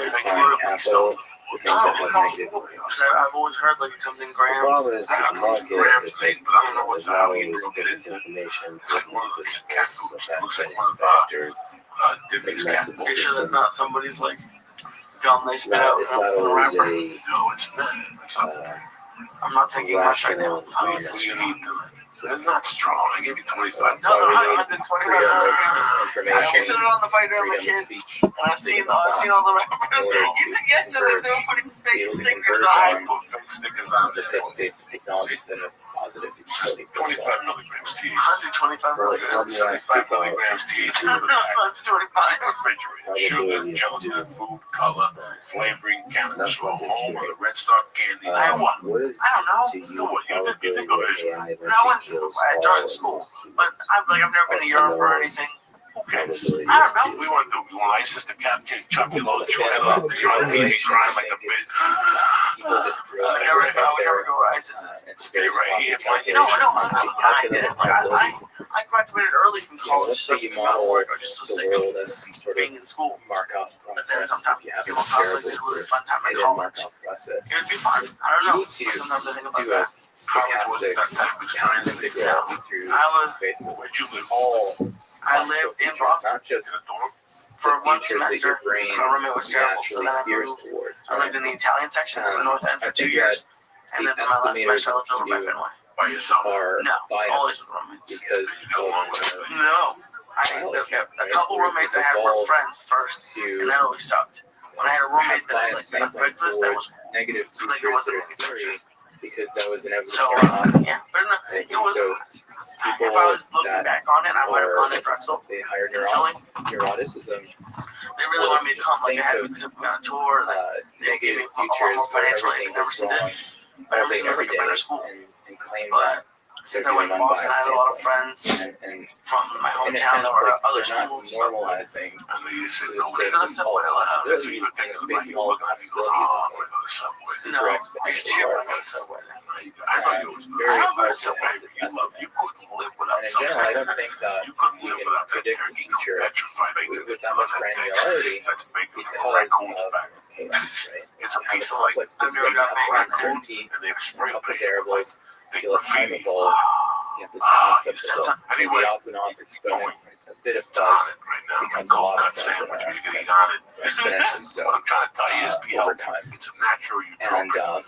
Okay, I don't even know if we I'm saying need it to right. show some humility. I'm That not we getting can't it. predict the What I'm future. trying to tell you is I'm trying to All we help you. know, the Listen, only you sit fire we there with have those is disgusting philosophy. underwear. You press church And on it. that's Then you what get we're 10% looking church. for. Yeah, Philosophy get is that a percent off. system Up will and not down. grow. Flavor, And Lisa, subsystems aka that the flying are Jew. What's going on, optimized player? for growth AKA, or I don't more know. replication are more likely in the future. Everything's great And except so we for should you aim made fun of to me because I got roped into maximize going to our a bad mutual restaurant information again. with the future. And the path towards that is for us to I accelerate got a snap after 3 minutes. Like, I'm not going. I refuse So to. I don't have a PDoom because I think that, similar to the quantum supremacy experiment Google, I was in the room when they were running the simulations for that. That was an example It's of Monday. quantum chaotic Deal with it. Like I systems said, where you cannot smile in your heart. estimate probabilities of certain outcomes. I saw Lee yesterday. Even the biggest supercomputer in the world. Did you get nervous about swearing? Because I think I swore And once. that's No, an I'm example not. of I'm chaos. sure. I think the system is far too chaotic for anybody to have an accurate estimate. Well, she's doing the talking. You picked up the cell phone and you started talking, If they were and then that she had good, a I baby think cell they would phone. be very rich. And then she started doing it. She started doing the hand movements. She put it up to her ear. She did the It's thing. true. But she like, Humans are the biased, only thing missing is the grounded in word. our evolution and biology, Cell phone, you buy it. scared of everything that can Whatever kill us. my phone rings. But we can still imagine different trajectories that can kill us. We don't know I hear all the other ones that don't necessarily. But it's still, I think, useful combined with some basic intuition grounded in human history to reason about like what, like looking at geopolitics, looking at basic human nature, how can powerful technology hurt a lot of people. Yeah. And it just seems grounded in that, looking at nuclear weapons, you start to estimate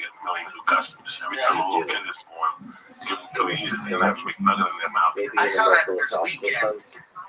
And not to change the subject, Philosophical but meaning. Like, I was watching is something, there, and there was kids does commercials, human nature tend towards and they're that? so or not? manipulative. Like, have I you think noticed that to when me, watching the kid one shows of the with your biggest daughter? existential Like, risks would especially be the Chuck E. the Cheese and the concentration yeah. of the power of AI in the hands of the very few, especially if it's a mix between the companies that control the flow of information and the government.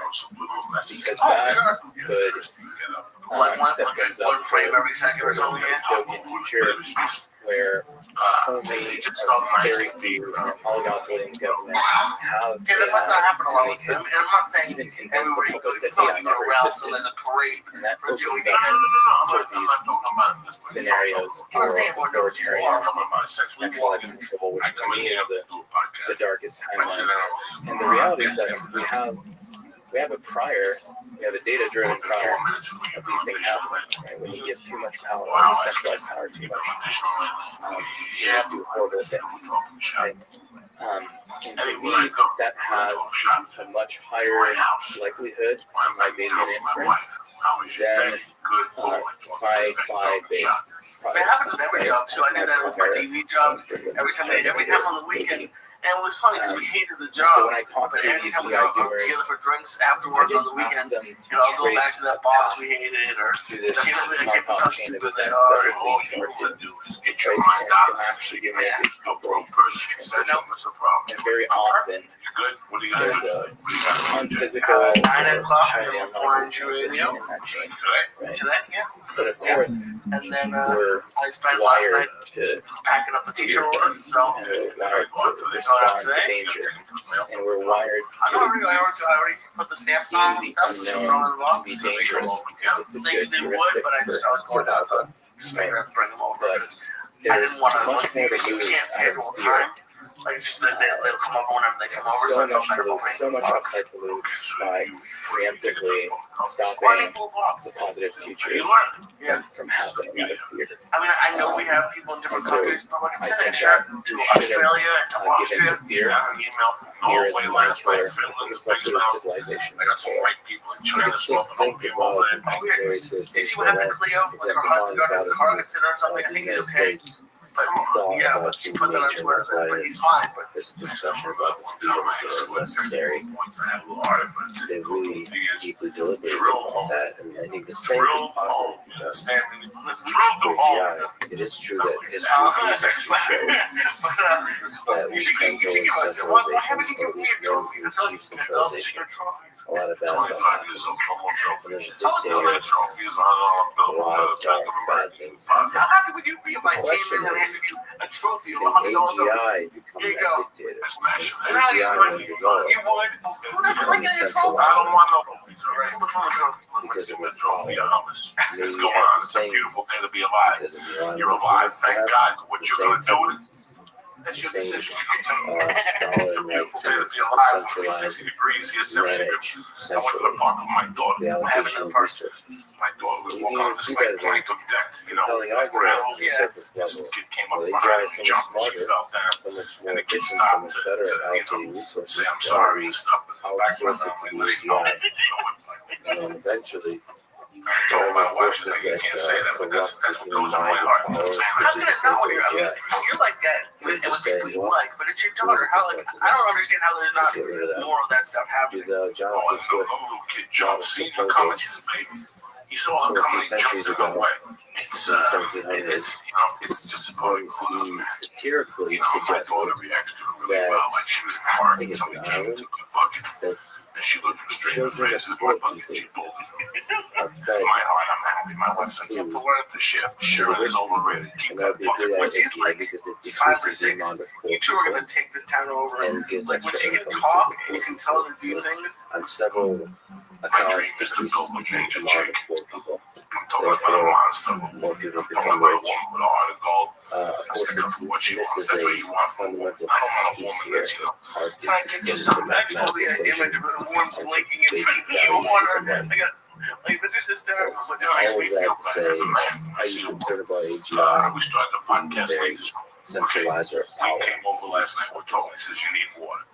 I do think that back in my mind, I had to stop at 7-Eleven. right I now got to there's a bias 7-Eleven towards 25 to 6. over centralization Okay, I would have been of here AI at because 6. And I almost called you to come up with the density, camera because there was drunk. centralization of What we data, do in the office, how it's we're a dark training industrial models. street, you know. But this is over 7-Eleven. time we're going to run out of data to scrape over the internet. Late night now, I'm And I think scared. that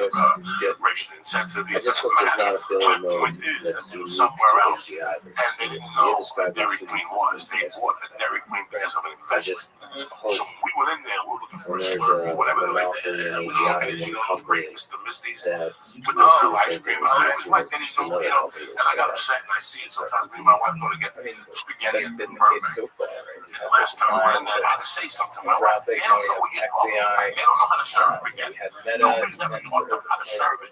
So you gotta tell them. So I'm sitting there. So that's the beauty of capitalism. Because You we don't don't have have to this. I trust do any not one have party. this freedom and this honesty in Los Angeles. We're kind of always hedging our bets at every level. There's always competition. So the people I deal with the can't most make eye contact.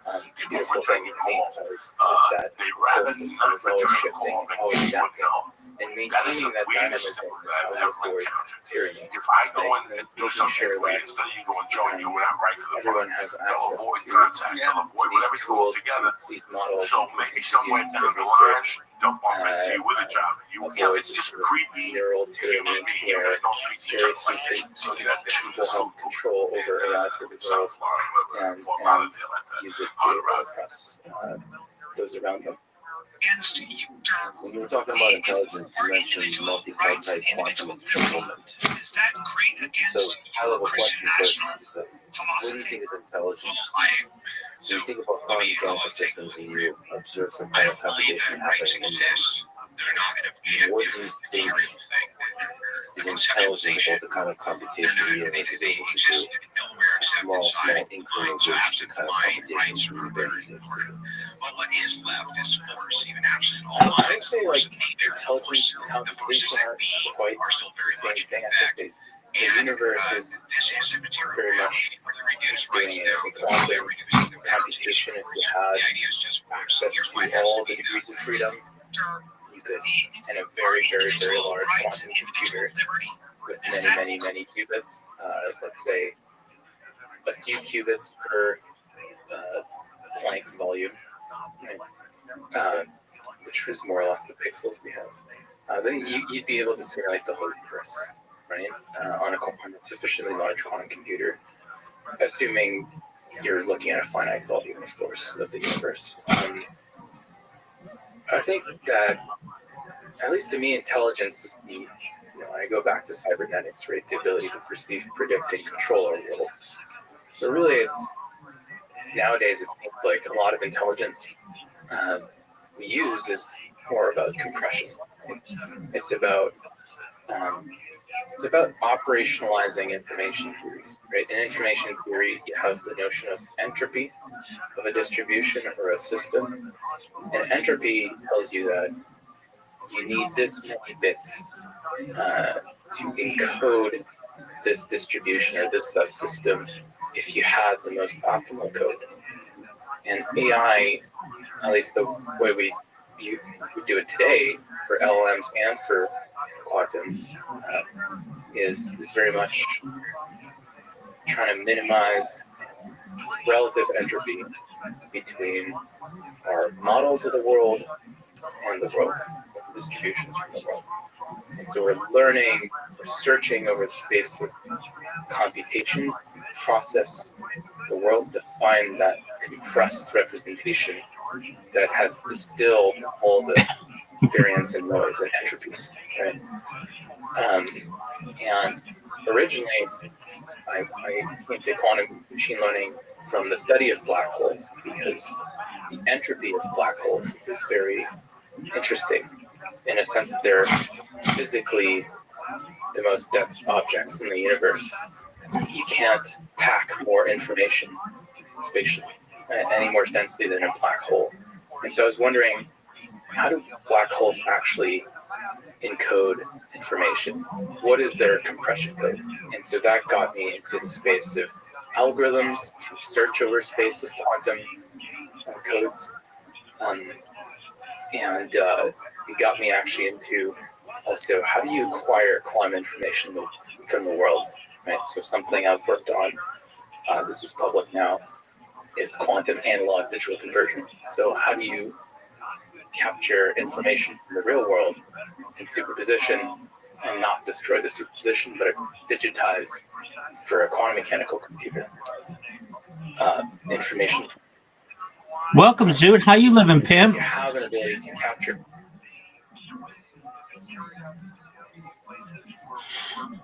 Zoot, why don't you answer me when I say hello? How you living, baby? Hey, and what up, baby?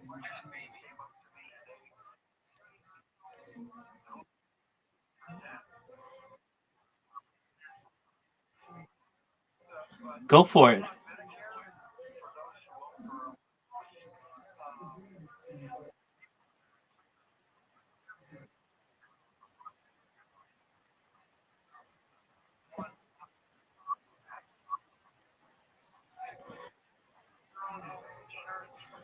That's tight. Will I have enough footage for them for like 3.5 years of a documentary? Excellent. How was your day? Thank you for doing that, by the way. Yes, sir. Did you sling big dog? Did you sling any dick? Did you sling any dick?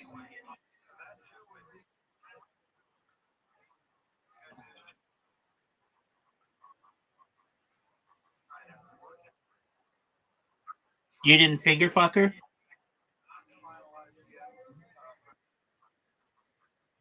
Okay, that's all right.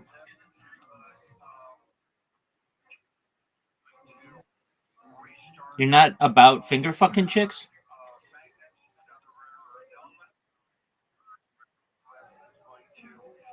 I get it. You're for like normal chicks. You don't shit where you eat, which is basically saying like you're not gonna pick up chicks at a place that you have to go to every day or like multiple times a week because it would be awkward. I get you. Now I've had that.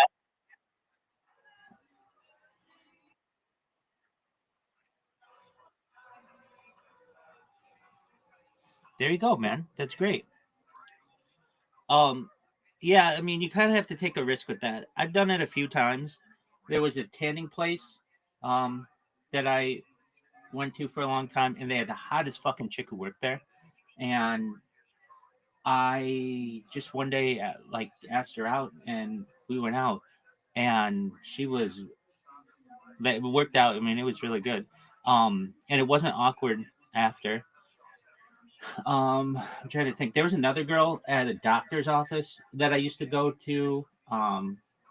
And again, a really pretty woman. It was really interesting. I don't know if it was really interesting, but she that one I did not ask her out. Um, I'm trying to think. There have been some other situations where I've just like taken a risk. It's a big risk though, because you basically are saying to yourself like, if she says no or she's in a relationship or something, um, this is going to be awkward. But fortunately, it's never happened to me where it was bad. But you've got to read chicks, and in the situation you're in, it's just some girl who works at your gym. She's in a relationship, whether she is or she isn't. It's not worth the risk because you go there so much, right? Exactly. All right, big dog. You're telling me if she said, "Zoot, I am down to fuck right now. Let's do it." You wouldn't take her up on it, dude. You fucked some chick in a library. You'd fuck this chick.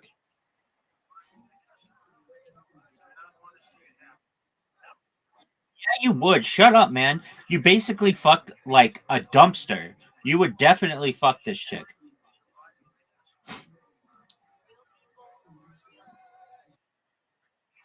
Dog, you have an invitation. I'm waiting on you.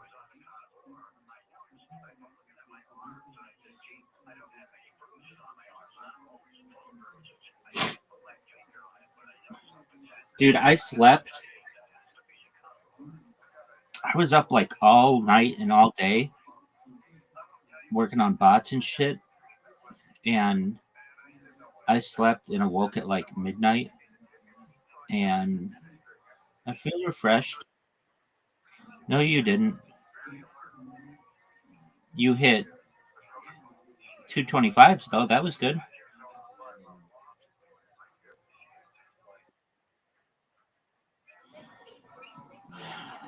I don't know. We've got to look that one up. I would call it the inner ring and the outer ring, but I'm not sure. Oh, you busted.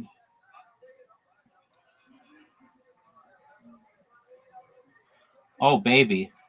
What a fucking checkout. How'd you like that? Bullseye and a 1. That was a pro, dog. I just played that like a pro. Okay, just one moment. I'm going to look up and answer your question. What's the name of the inner ring and outer ring of a bullseye on a dartboard? And what are all the parts of a dartboard called?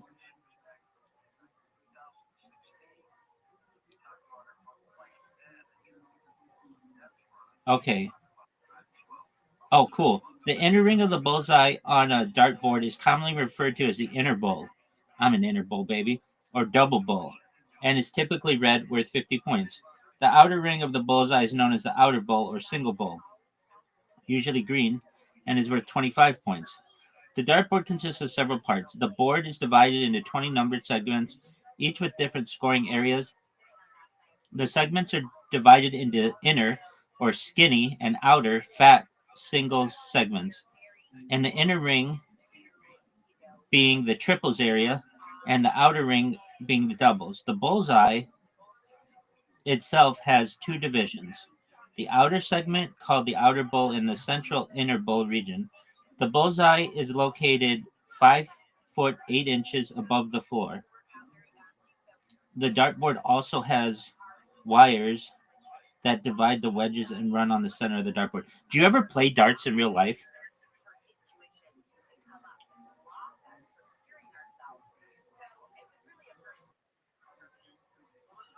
Where do you play?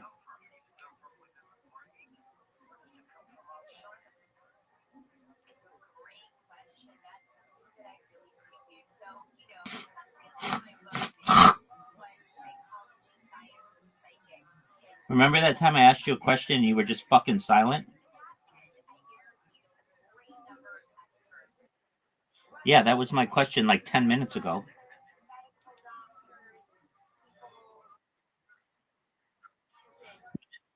Was it 5 feet 8 inches off the floor?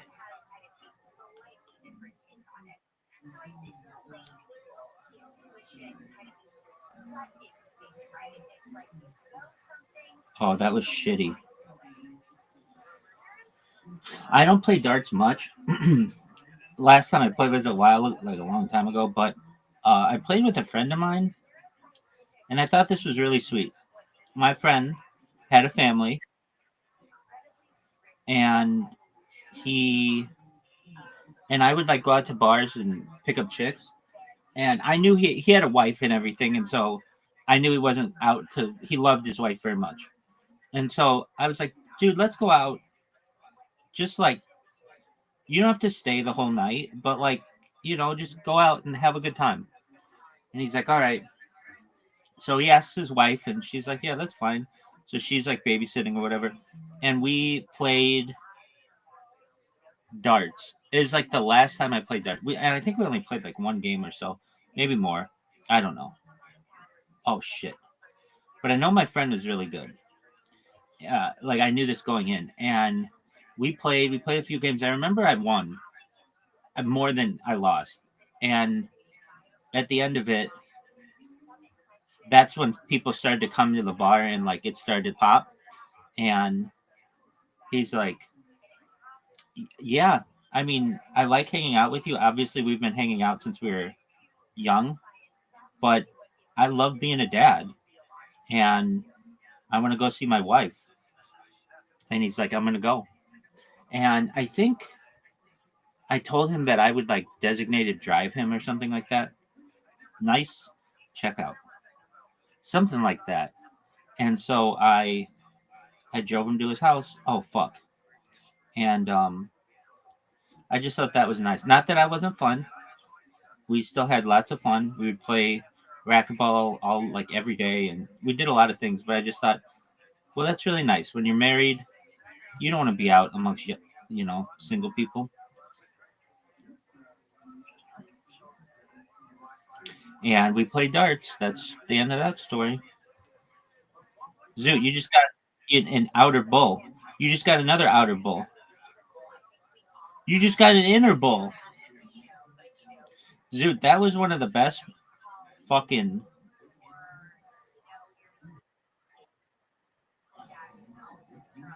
Oh man, that would have been sick if I beat you on that. That would have been the closest that you could come. from losing in a playoff. Zoot, you're playing like a motherfucker.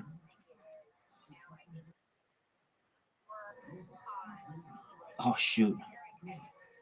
Oh no. How is that?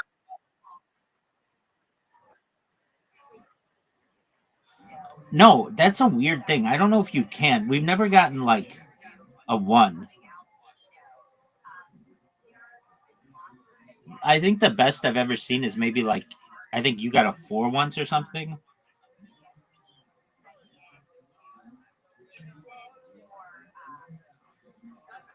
Is darts your favorite game on here?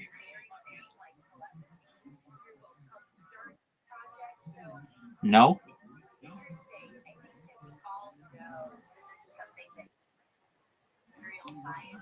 No way. That game sucks.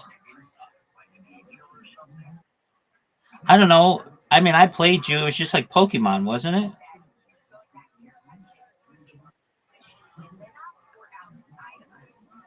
I didn't even know. Oh, yeah. Yeah, let's play that. No. Match Monsters. Fuck. No way. No way you get in the play.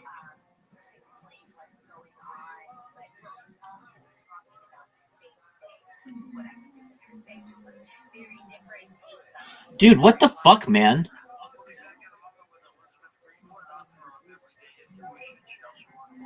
Dude, Zoot, playing like a baller. All right, match monster time. I beat you at this, though. Like, only time I've ever played it. Maybe I've played it twice, but not much more than that. It's Zoot's favorite game. All right, stage is going to be random. Monster pick is going to be fuck draft pick. It'll just be all pick. I don't know what that means, but we're just going to do all pick. Even though I'm the next. Okay, my monsters. Select 2 monsters. I don't really know what these are. I guess this one and this one. It's really about who can play Tetris better. Yo, Zoot, remember that time I was talking and you cut me off? What are you saying, Big Dog? You're good. How do you safely get a tan? Um, well, you can go to the beach, but it's a lot of work and you've got parking and everything. And then when you get there, it may not be sunny. I mean, generally in Southern California, it's sunny a lot, but you get cloud cover. It happens. Or there's this thing called June gloom, May gray, just like darkness in the morning and like a morning fog. So I would go to a place called Sun Club, which is in La Mirada. I mean, that's just like one of the places I would go. I would also go. They had them at my gym, but that's where I asked that girl out. Um, this super hot blonde. All right, here we go.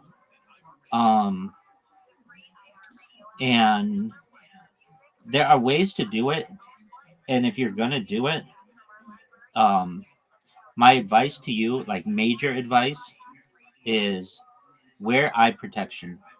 I have cataracts, really bad cataracts, because I would not wear eye protection, and I think it had to do with that. It could also do with other things. I mean, it runs in my family and stuff, but um, I just always figured like, oh, when I'm older, whatever, I'll get cataract surgery, and it's easier said than done. So, if you're gonna go, make sure to wear eye protection.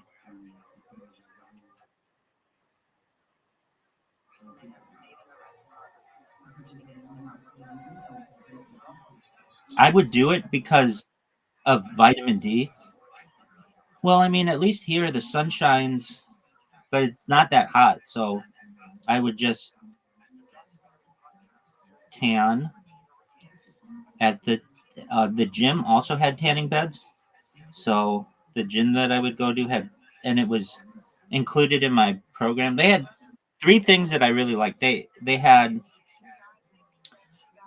tanning beds. Oh, they're illegal there.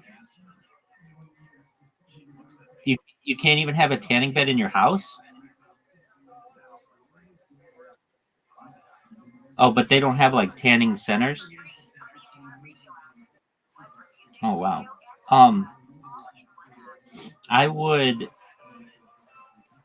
I would do it because it was really it like I had acne, and it would just get rid of my acne like instantly, and especially on my back, and because it's like a high amount of vitamin D in your system, and so that's why I would do it. I wouldn't necessarily do it to look darker, but I would do it primarily because it would dry my skin out and give me vitamin D and just really get rid of acne.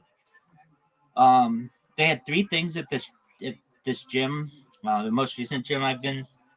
They had tanning, free tan. Wait, three or four things? Three things, I think. They had tanning. Oh, four things. They had tanning. They had massage chairs. They had aqua massage. Have you ever used aqua massage? Yes or no? Do you know what an aqua massage bed is? Okay, so imagine like a water bed. Do you know what a water bed is?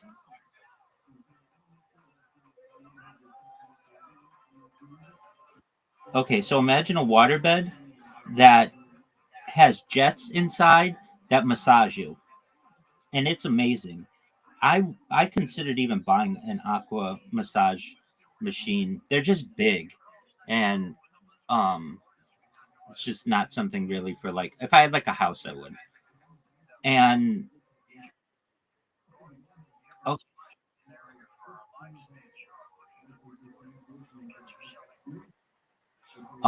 so the aqua massage machine like goes back and forth in your body, and you can like target it. There's like a screen, and you can target it where you want the jets to massage you. So like if it's in your calves or your butt or your back or your neck or whatever, or you can just have it like go back and forth, and it's amazing. Like I could fall asleep in that bed. It's just like a constant massage of water, but you're completely dry. It's just like taking place inside the waterbed kind of deal. So they had that. The massage chairs are really great, and then they had light therapy, which come on, where's the spot to go? Um, and the light therapy was, dude, where is there a spot to go?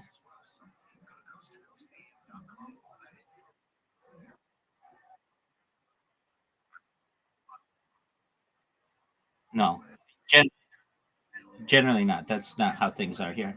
Out east, it's more that way. Um, but no, everybody's doing their own. Yeah, everybody's doing their own thing. Everybody's got cell phones now, so like people are just focused on their phone. I mean, I'm not saying that they won't, but it's weird. Um, like I would say I get stopped for random conversations more than others when I am dressed up because I'm a rabbi and I look like a rabbi, and people will come up to me and ask me questions, which is absolutely fine and understandable. But I would say that's pretty rare for just random strangers to come up to you. I'm sure it happens with hot chicks too, um, but that's kind of a different deal.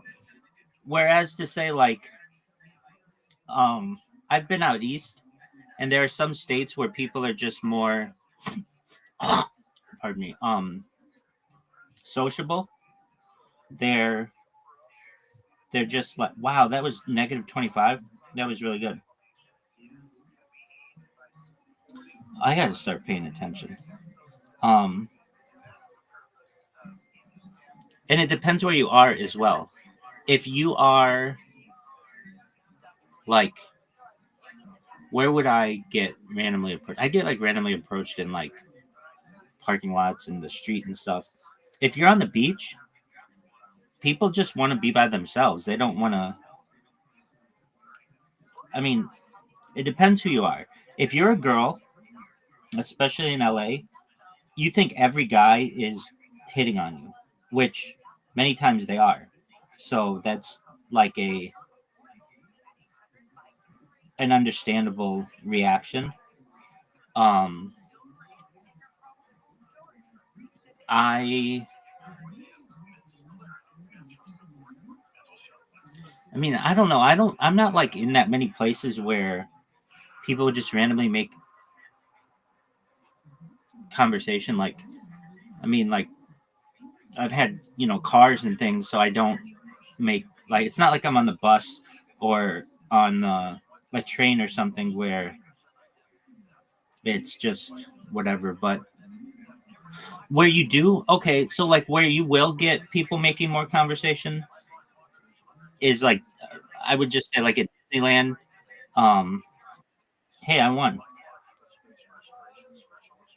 The reason why I say that is, I don't know, is because you get a lot of people from like all around the United States and all around the world, and they make conversation like, oh, hey, where are you from?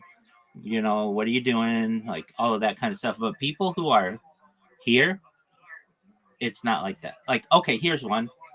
I would go to there's this coffee, this it was kosher. It's no longer kosher. It got bought.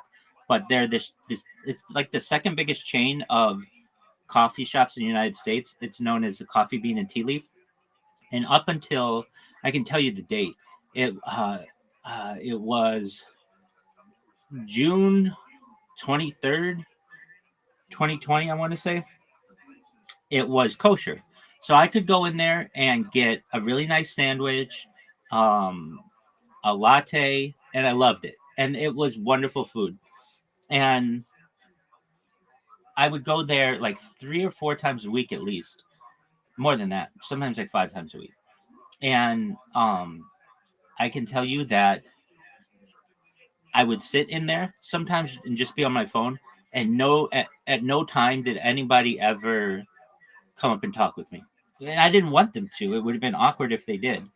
It's awkward in today's day and age for random strangers to just come up to you and start talking, because you always think that it's a scam, or that, I mean, in LA you're asked so often for money that it's like, don't talk to me. Just like any random person on the street, just don't talk to me. I don't want to talk with you because you're just going to ask me for money. And um it can be dangerous. I mean, just, I don't know you or whatever. Now, like, I've been like New York City, it's that way too. Like, everybody's just in their own world. On like in Manhattan, everybody's just doing their own thing, and it's weird. If you stop somebody on the street to talk, it's weird.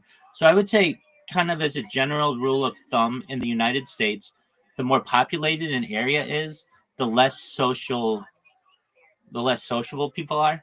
When I've been to like other cities in the United States, and Zoot, are you going to accept? Okay, I've been to other places in the United States, and people are much more sociable. And I would say it changed too with the advent of um the cell phone, because people used to not have anything to do, so they would just randomly talk to random strangers. But now with the cell phone, everybody's just got their heads down and they're doing their own thing. Is it the same way in Australia?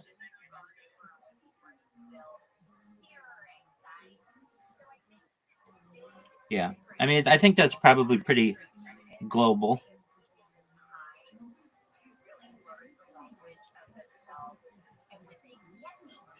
Dude, are you going to accept or no?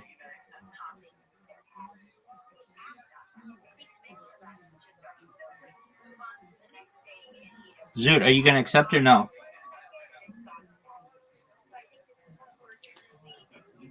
It's cool, Big Dog. I've got to use the restroom. I'm still ready to play, so I'll be back. But just accept my invitation, dude. Or do you need a break? Do you need like a 5-minute break? All right, 5-minute break. I'll see you in 5 minutes. Your quantum information, search over learned representations of it. Now you can learn compressed representations that may have some useful information in their latent representation. Right? And I think that many of the problems facing our civilization are actually beyond this complexity barrier. Right? I mean, the greenhouse effect is a quantum mechanical effect. Right? Chemistry is quantum mechanical. Nuclear physics is quantum mechanical.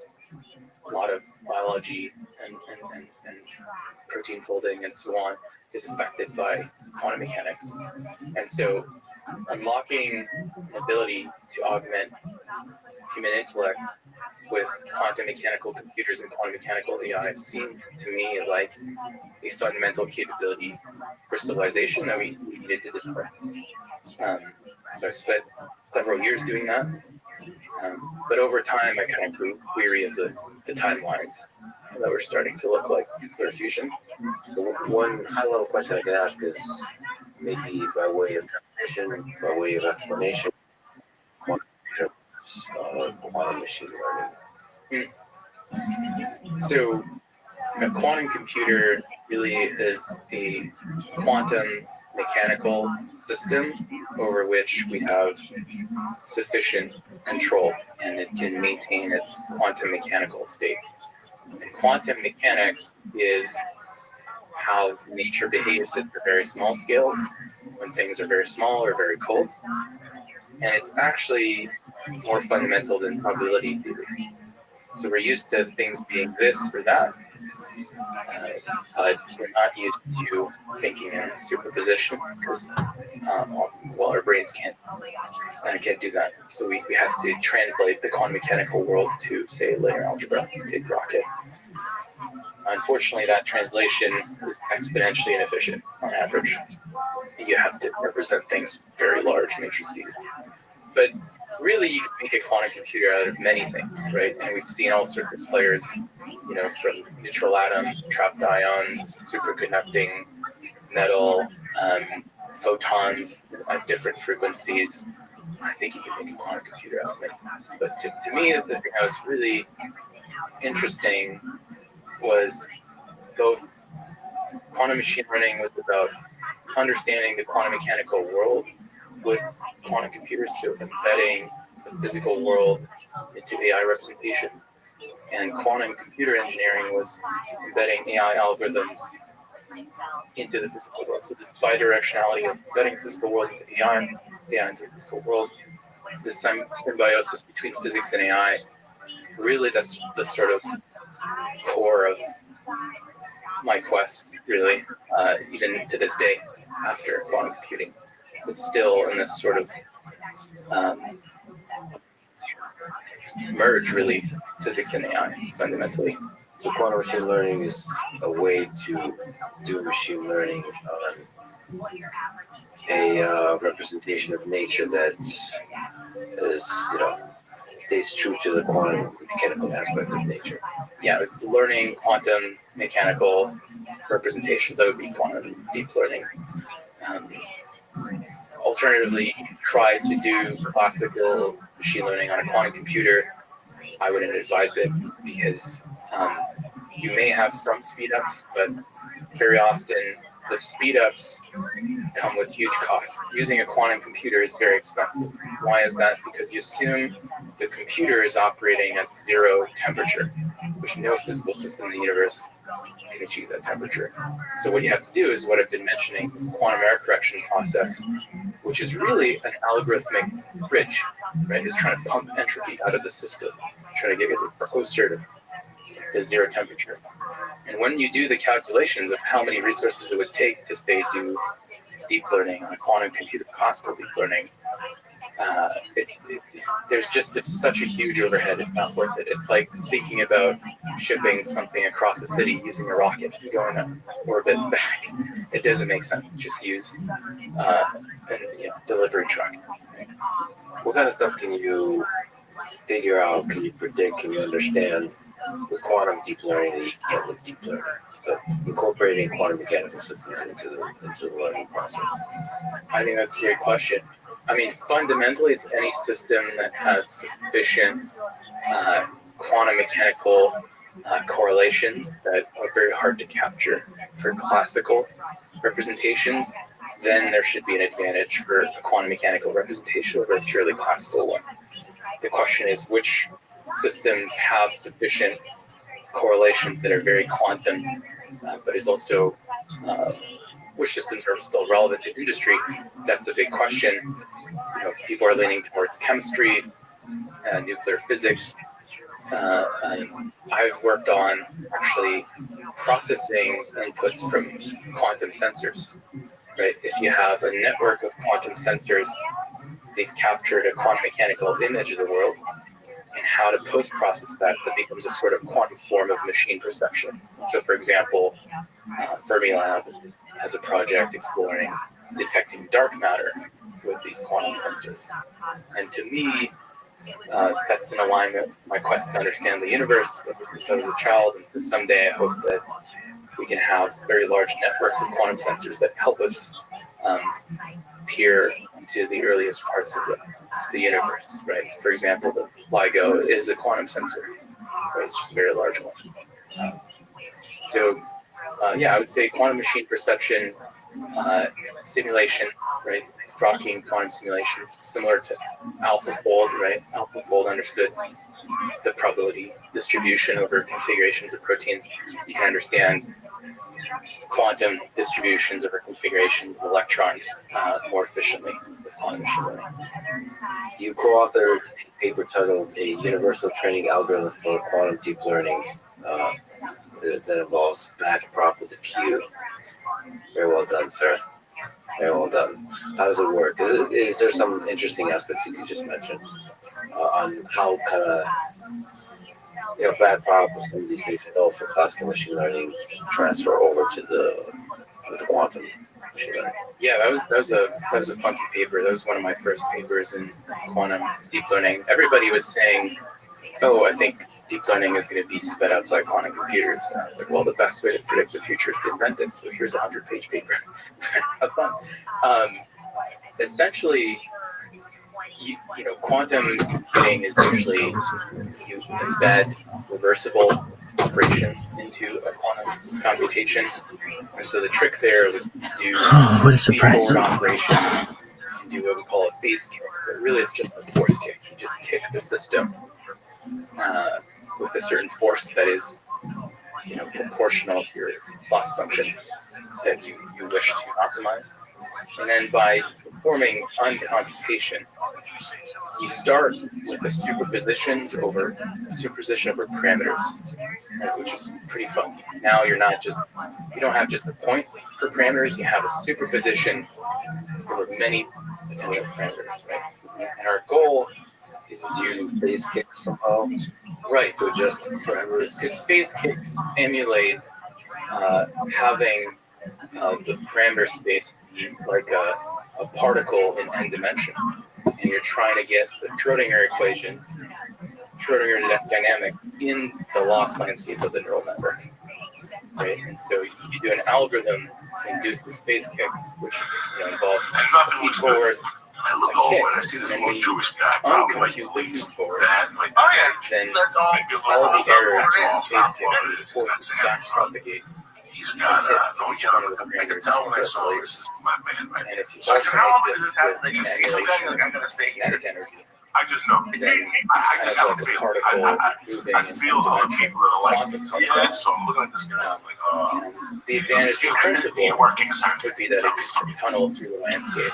I don't know what next this kid is. I know he's not American, he's not Spanish. For stochastic He's optimizers. not Brazilian, he's something else. But again, kind of he goes theoretical to thing, the New York here, and he's practice, kind of nice, the guy. He's opening up at least the the current how are you? architectures for quantum He goes, computers, you work, yeah, he goes, listen, I need a nice sandwich, all right? He goes, such I want algorithms would be extremely expensive. this on this, So maybe this is with the a place little where bit of there's this, a and difference he goes, on between top of that, I want some the liver. different fields that you've had to tone with. Right, just like that, I want some liver. He goes, huh? Physics, He goes, I engineering, want liver. Liver, you know, liver. You got liver. It's around here someplace. You can't find it. different layers of the stack. Liver, you I know, think a liver. lot of the stuff you're talking about here is a little bit of the Liver. I'm math standing side. right there. I'm about to win. The guy looks at me like, Theory. he looks back at What's the the guy. difference He goes, between liver. math, physics, Liver. You put on a sandwich, you know, liver. You know what liver is? The guy's like, maybe liver, products? liver. You say liver? No, liver. The guy's trying Yeah, to I mean, get the original team He's like for 5 the foot. Central He's like, Quantum liver. Project I told you started liver. in Who are school you? at What University the? of And Waterloo. also in the middle of his There was brain, he goes, myself, where's your manager? He turns, there was a and the door swings open. Like, physicist, a right, just mathematician, the door swings open. a And the guy comes out with a dot. I mean, he looks at him and he goes, chemical engineer, liver, physicist, liver on my sandwich. experimental And he goes like, you don't know either. so And as he pulls putting away, together teams he looks that are at very me, we make eye cross-disciplinary contact, and figuring out how to tell me communicate about it. I said to him, share tell me knowledge is about it. really Finally, somebody thinks like me. I doing go, this tell me sort of about it. Stand here on Monday morning. I got to be in county jail by Wednesday. What? I mean, there is a big difference. Well, next time I won't, because I'm 4 hours away in a hotel room. no, but we stayed for we had a good time though. Otherwise, we had a good time. I saw you spare ribs. Oh, those are good. And What engineering was the name of the Chinese place? Noodles, and where'd you stay? how to apply the physics Sorry, and and how was it? world. Good. It was. Was it packed Las Vegas? Well, Not computer in Thursday. particular, Yeah, I like I think said, there's and then Friday's even slow. the Saturday's the big night. Yeah. Fridays were a little bit busy. value. Friday was busy. A little bit. Saturday was never busy. And what night was the show?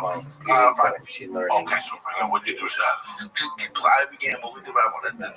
And I ended up So winning. I guess So the we have a game called Blackjack Switch. Why is it? You have to play 2 hands, but you can switch cards around. What are our That's how you win. That was fun. I don't know. It was something You I love to gamble. I love Oh, I love gambling. I love it. Right. I love it. I I love think it. I that, would never get that from you. Like, overall theme Oh, I love it. And she got pissed off because I was up. that Okay. we have folks. I was that are- up $2.95 when I left. There's a sort of exodus. I wanted to get that $5 extra bucks, and I ended up losing 80 because I wanted to get that $5 extra dollars.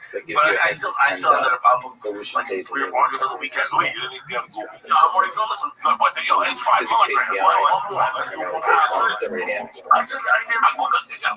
But essentially, Are you disappointed you didn't get the call for Letterman? build Oh yeah, I was sad at home. Out of respect, this quarterback. zero Let's go for your IRS. base of information. I'm glad you did. The way to do that by encoding information, encode a code within a code within a code This was within a girls. code. It's the body of Christ So compelled. there's a lot of redundancy That's good. It's needed Christmas. to do this error correction. No, But I'll trade you ultimately, for a red one. sort of these have to be 20 million. No, that's not. And the body of Christ compelled. something else. Worry about you. The subsystem That's what it's all about. visual and visualized that represents your quote-unquote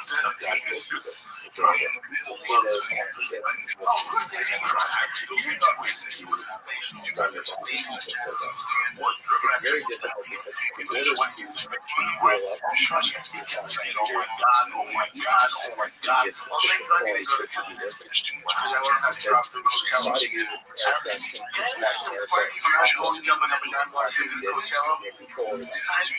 I went to Vegas. I went to one concert. I think I'm going to 2 weekends of jumping up and down. I just heard a little bit of crack in the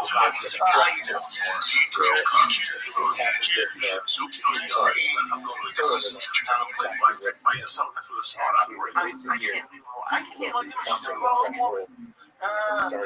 Playing the piano barefoot, you gotta sit there and make believe you're having a good time. Oh, this is great. But tell me the truth, we would much rather be playing blackjack.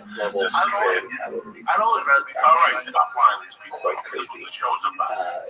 and It's wrong. people are That's not even they're cheating. It's just that's 10 In milligrams. The general, whole the bag media is always 20. gets ahead It says right around the where the technology is. It's all hype. It's good for fundraising. cherry Sometimes can of Q. it causes winter. It's the hype cycle. I'm bullish on quantum computing. Pretty smart, right? I don't know. I already feel there's no way that Personally, That but I 5 think there's other quests You that got a can be red done. one. Let's see the green. Let's make it Christmas. Let's go. We got Good. one I more. already had a red interview on. So it's a lot of purpose. It's different. Well, you can have a red one. Large, small, quantum computing. I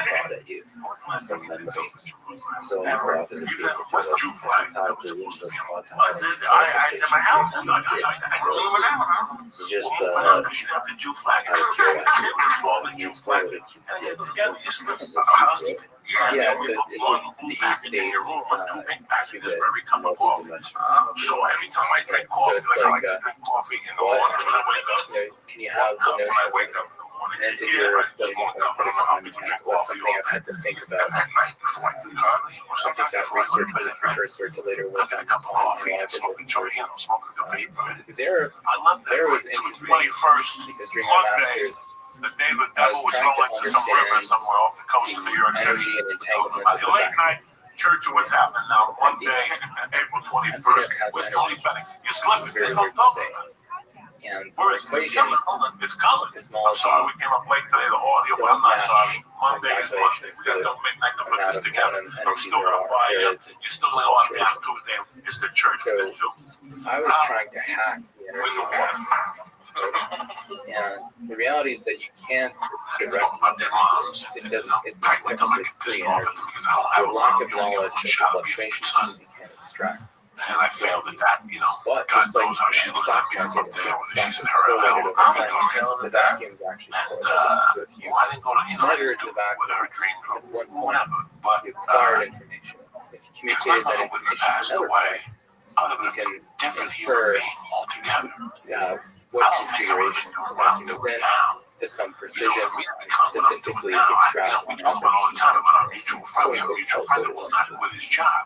To me, that was interesting because you can create pockets of negative And energy the guy's density. talented, but I'm Energy telling density you, that's it's below because he that, hasn't quit his which is job. very weird. Because he doesn't have the iron and the We don't fire. understand So how whenever the he vacuum goes into works. those auditions, his mind And doesn't there are take the theories round because where they're comfortable. the He's vacuum, never the gonna move canvas forward of until he space quits time that job. itself is Never. It's really gonna be. He's never gonna put a nothing. canvas made out of When he quantum goes in there, entanglement. that hunger is shown. That hunger Studying it shows for a reason, how man. And people decreasing buy it. energy Like if through you're selling vacuum something, locally and people see you're desperate, decreases they smell it on you. Yeah. very But when much. you're an actor, or you're a comic, or you're And so that the desperation thing there is becomes that, motivation. Do you follow what I'm saying? if you're That into, desperation becomes motivation. That's what the you know, problem is weird with people. theories Everybody wants to about relax. Everybody wants to go on UAP, vacation. Everybody thinks they have a vacation you know, coming through. I never you seen try to nothing like imagine this in like my life. they're around People have friends that how go would away they and prepare journey themselves, every right? 8 How would months. they Like they think they have vacation coming go through. faster? They It talk feels to them, like they tell you you how would need rough life sort is. of negative energy. Yeah, but you know, we're saving To money me, because it's tight right now. I gave it You a got this college whole try trying overtime to cut. hack Then what the you energy doing about it? vacuum, Yeah. hit the I don't limits of all understand the levels. prioritizing in life, you know. So There's all sorts of caveats there where It's just you can't you make it extract sound more love, than man. you put Love in. is the word of the day. It's What you're over, saying Lisa, and is Wednesday, possibly April 23rd. it's 420. Oh my god. Get up, drink your coffee, stretch your back out, stretch your hands, your feet. Where were you? I think maybe we were in Tennessee. It was last year. Because when I went to Tempe, it was an older one where you couldn't do the temperature, but it's like high cool, low cool. The reality I though turned is it to that high cool out, and I woke up correlation shivering. with distance. But you did it. You did it once, I think, your wife. Like, you started being on the floor. precision I don't know, I think you said it on stage like once. Like, you started like being around the room. But since you mentioned It's cold now, I get up. I we love talked being about back. The only way I can sleep is freezing. Yeah. I What's wake your up, view on wake the up, I other have to sleep apnea too. Blowing out Oh, over your head. Oh, yeah. Oh, that Next makes to me that, I put the blanket over my head and do you how I think there's breathe other is sleep types of apnea too. visualization That's why I that like are useful to think space. about? Do you put your foot out? Not even close. Oh. I Everything think stays on I think it's Oh, useful to I think have to about. have my It's foot. useful I to have think at least about have one because foot you out. gotta I'm gonna have to put up ensure performance in the we're not that office. fragile I'm bringing hummus. and we're You're gonna sell you one hummus. trying to increase our You know where capabilities it is? as fast as Here, possible because we could Austin, get Austin, Texas. disrupted. They There's kill no people. laws of One physics site. against What are you talking about, really? What? What do you do? being life You leave here at elsewhere 8:30. that You got evolved till and 10 o'clock become an tonight advanced to do something. civilization. How long do you think it's gonna take to take a walk? Call it. You done by I lunch think we're time? here now. No. I'm Yeah. not sure. I got a lunch. I mean, I've I was working in offices. I got a most call. people have read. I'm gonna look at all. I'm gonna go look at one more office. I That's think it. it's interesting You gotta to go for a consider. walk. What else? And Put the to me, priorities. it's a Okay, useful well, I'm going for a thought walk. experiment. And Calling still the a insurance sense for the of car. urgency Stops. I have to in call developing the technologies police I'm looking at tonight. increasing our capabilities. Yeah. to make And sure I have Josh Wolf at 7. get That's this 12. You got 7 solar hours to kill. You got 7 hours to sit form there. of AI that disrupts us or You're not gonna move. You're trying to take you one day or to an hold you. intelligent You got planet. 2 hours in your day. Either You way, don't ever shut nothing down. You're increasing an our operation. capabilities Business is and shut down because they gotta move now. formidable No, as they don't. humans. You just can't stop because you move. I think that's You really think you got important. this busy We're day, but robust most of your against day you're whatever the sitting on that universe bed on throws the at us. computer. I know this. Well, yeah, You gotta know that those days are done. This is all part of the new week. You give yourself a lot of time to relax. A lot of time to relax. It's too much. Well, no, relax. You're single. You don't see your girlfriend in the daytime. You don't have a cat. You don't have a dog. You got nothing. You gotta get on. That's it. No more in bed. Throwing them up in the air. I know you. You gotta keep selling shirts. You gotta keep moving forward. You gotta fill your days. 25 years old. I'm 25. I didn't even have to. I didn't even watch TV at 25. I didn't even know what baseball was. I don't know what won the 20. Somebody told me the 20 won the World Series. There's no more TV in your life. Do the computer when you gotta work. It's over. What's happening now? Where you understand what's going on? Lisa, You got me all fired up this morning. This is really question buttons for. well, mind you, what's the question? That's my whole thing. I press buttons. I want you to do me a favor. I want you to find the last 2 minutes of dog. That's the end of the day. So, When I look at the screen, I should be looking at you. $5, $6, and $9 plus they got one wife Charlie's EscapePod.tank. Get with me for 3 months. EscapePodTank.com. How many times are you supposed to shower? Three. Yes. Three. That's a lot of showers. What are you gonna do? You want to be clean? Fundamental part. You ever smell somebody, bro? Oh, yeah, of course. You want to smell like that? No. Then you gotta be flush. 3 showers. You're a chubby dude. You're at least odors. Like me. You smell your shirts at the end of the day. Smell like cheeseburgers and that's because of no, because it comes out of our system. You don't want to work out of it. So when you sweat, top sweat, that smells like onions and that hummus. Where did that go? Such systems that Comes out in the sweat. Comes out of your sweat. And it goes into your clothes. Then you go take that shirt off, put it down. collecting minerals And then you sit there and go, why did you do nothing? Your stomach went back. but That shirt that smells wouldn't like that. violate any of Then my you try fire. to tell you ever smell something you spit on this shirt, they put cologne on top of it. We have friends that do that. I want them around. They do that. You gotta wash. You don't want no problems? Take 3 showers. You know, how much time to wash 3 times a day? You gotta make time.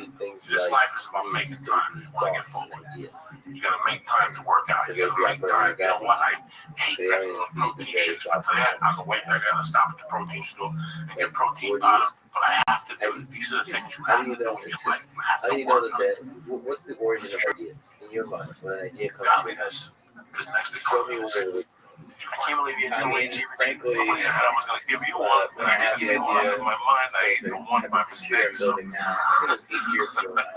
You called me It really like every felt other like week with this new character that you made up. How to make these I was guys. just bad to shape. Going back to Israel, it only came to my heart. So you know we have Yeah, bugs. do I believe that was a right? right?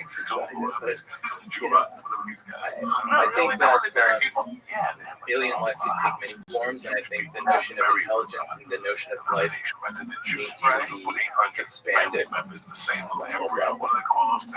be Yeah, less correct. anthropocentric or biocentric. I'm telling you, I see them. Where? My favorite is watching you try to convince somebody who can't do it. Like the waitresses at the comedy clubs who literally have to go carry trays of like 40 trays. And you're like, why did let's try it? Somebody actually get it sometimes. I don't know how they carry The trays. journey They used to understand Yes, they are more. Like, it's been like 1 out of 10 that you get. the But I journey think to it's just a numbers understand game quantum for you. It's like, gravity and through he this referred me picture to a comedy club called Witsend, hologram, Westminster, Colorado. lesser It's a dimension, story focus. is I'm from actually Westminster, Colorado. dual or exactly Stars corresponding together. to You got that one lazy blue eye. It's looking at the 20th. The other guy's looking at the gravity of an register. extra dimension. Snaps. She went to like premieres and people are inviting you to Fact stuff. And you gotta wait just for something. You don't want to look like a slouch. Learn So you gotta get those suits. I'm a big guy. I'm learning always right working the nails. presentations to boundaries. Working my pants. Really? Oh, You you run respect into my nails? yeah, one of those momos, you know. I'm stoned. I'm walking around looking at the clouds. apply Next thing you know, I'm like, oh, it's like my $200 jeans. I'm ripped. sorts of That's why I go to systems, Target. They have tremendous jeans. Those I like their shirts. like Targets. cables, Oh, yeah. You can't get the learn shirts and put them in the dryer. Next thing you know, $200 still in the t-shirt. They shrink quickly. Those Target, but the jeans, the Wranglers, they're not bad. I ain't got time to listen. dress like eating nutrition for a reason. I ain't not sitting in those fake lives. Those regular jeans are tremendous. Those are those communist jeans. You can light those things on fire. Those things ain't going nowhere, Jack. Those things that I've had like those ones with the holes. My wife is always ripping them up. I got 20 pair of those with holes. I won't get rid of them. They don't even feel like jeans.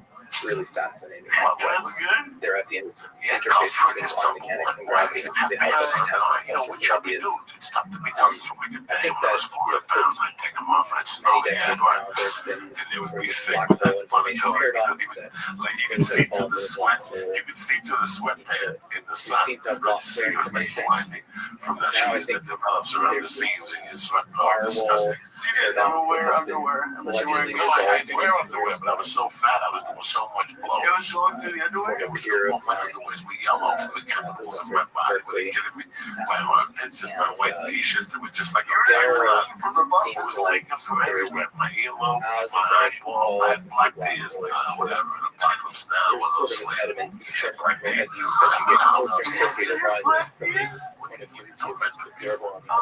I'm gonna eat a piece of star of respect from the members of the Holocaust. I don't think I have a choice. It's like I like that. I'm 600. We might as well go for that.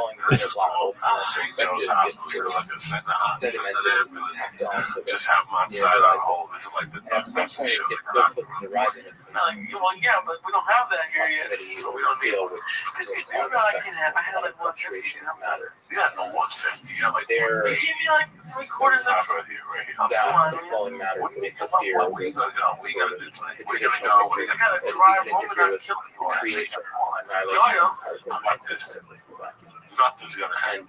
We got this little piece out of respect for the Holocaust, right? They called me I thought it was a The inflowing It's not a information Holocaust. rather than I don't remember what the Holocaust this is. case. this so last night I got a call. There's sort of mutual information between the outgoing radiation I and go the to the game inflowing and see matter. you left there. But getting that See you left there. calculation You right, two musicians. I think we're only just starting to I got a call last night. together. There's a few A friend of mine that's a the connoisseur. one that terrify you. He's a Gentile, but solid. I love him. I don't know. I just want to He said they're sort gonna of let us shop near it to fast That's forward what you had an eye patch. This guy makes his own to a edge. future civilization. Right? Like if we have a limited lifetime, And I went you over can and go got over the a black hole. I got a new license. I re-upped it. So if you were like, if there was a special mission that could take you to a black hole, would you volunteer to go travel? The orbit Sure enough. not obviously not fall into it. Because that's obvious. So it's obvious Just to that throw you off. with all the information that makes up The one I do. That's how strong the one I do was. It'd be on the other If I side. get my paperwork pulled, the Hindu was tremendous. I can't say what his All name I is. could find I gave him a hug. Thank you. Gave me a coupon for the first time for coming down. Went to the back. Japanese that's a came great out. question. A Japanese You chick came have out. to Looked like that answer porno Japanese chick that what just did something black with her half did holes are. Are we punching a hole She through came space out. time and creating She a started possible selling me universe? weed. I go, let me talk to you about something. Somebody told me about a specific thing they Then that would mean that if we She ascend looked the at me, I go, Kardashev scale the one to eyed Jew. She goes, beyond hold Kardashev on. type 3, Went around the thing and she had a little in cabinet near that's black called holes for with higher specific higher parameters tolerance to cabinet. transmit information to new universes we You're gonna live in that create. cabinet. Listen to me, Progeny, dog. She had right? these little jugs. There were these little buds dipped in like Even that though juice. our So universe, the ice is smoke. And she gave it to me. There were 30 we people. may have a way I to bought two. You know how have a legacy. you call it a Cuban egg roll? Yes. You should call We it don't one know I yet. chew. We need to ascend the Kardashev scale Why to would I? answer these What's questions, wrong with that? More respect. to peer into that regime Plus the one I chew is free. energy I physics. gave it to Maybe you can call my speak to the Kardashev scale. You won't know. So the one one that had one I had an eye patch. You know how he lost the eye? Smoking light hash. principles How did that and make it lose an eye? goals of the EI movement. That's when you know you're smoking the solid gas. Kardashev scale. I wonder we No, no, no. The Kardashev scale is a measure Teach of every our day. We energy teach every day. production, Long talks. consumption, What do you got planned this week? and really it's a lot All of this taking no scale. vacations. You're not around. Kardashev Why type not? She's 1 not. is a She's studying milestone for law where school. we And then are she can't see producing it. I'll put the you free equivalent though. This quantity is She's coming over of all the energy that is Friday night. What do you from got? the sun. I don't have plans yet. I don't know what I'm gonna do. Harnessing all the energy that is output by the sun. I was thinking, oh, And I think actually, type 3 is thank you like for reminding me. the whole No, Friday night I was gonna still be there, but Saturday and night, some people have some crazy. follow me on Twitter at least we got new mics, believe in those, and I but want to do tests of them. So I'm to gonna come me, in Saturday night and do it seems like a like little test from the capsule. first principles Watch of that. dynamics. What we're doing is we're switching this over real There's cool pretty this soon. concept of Like thermodynamics. Monday or Tuesday, explain it to them, just so they know. So, you know, people still think we quit. I still got 3 messages to the dog. Wait, life is wait, on you're Earth leave. because Watch it we fall. have this 5 days energetic beyond Andrew drive from Craig. the sun. We have infinite energy. Life evolved on Earth to capture, Paul, Matt, Philly, Cleo, figure my out girl, ways to LJ, best you capture that spooky, energy to and maintain Tracy. itself and And grow. Cleo with I the think that 100 that episode of the principle podcast pretty much not coming special up to here. our All Earth is well. I system. gotta talk to you. Anyway, it's tax day. Well, I beyond used it, to be a we club kind of on have a Froggy responsibility Bottoms. to do so. And the chick That's that the owned process it, that brought because us it was here. Froggy Bottoms for So we years. don't It's a even know Mexican what has family in bought store it, for put a us pizza parlor in the in back. the future. It Oh could my be God. something What's happening, Tarzan? beauty you can't even imagine Three today. hands.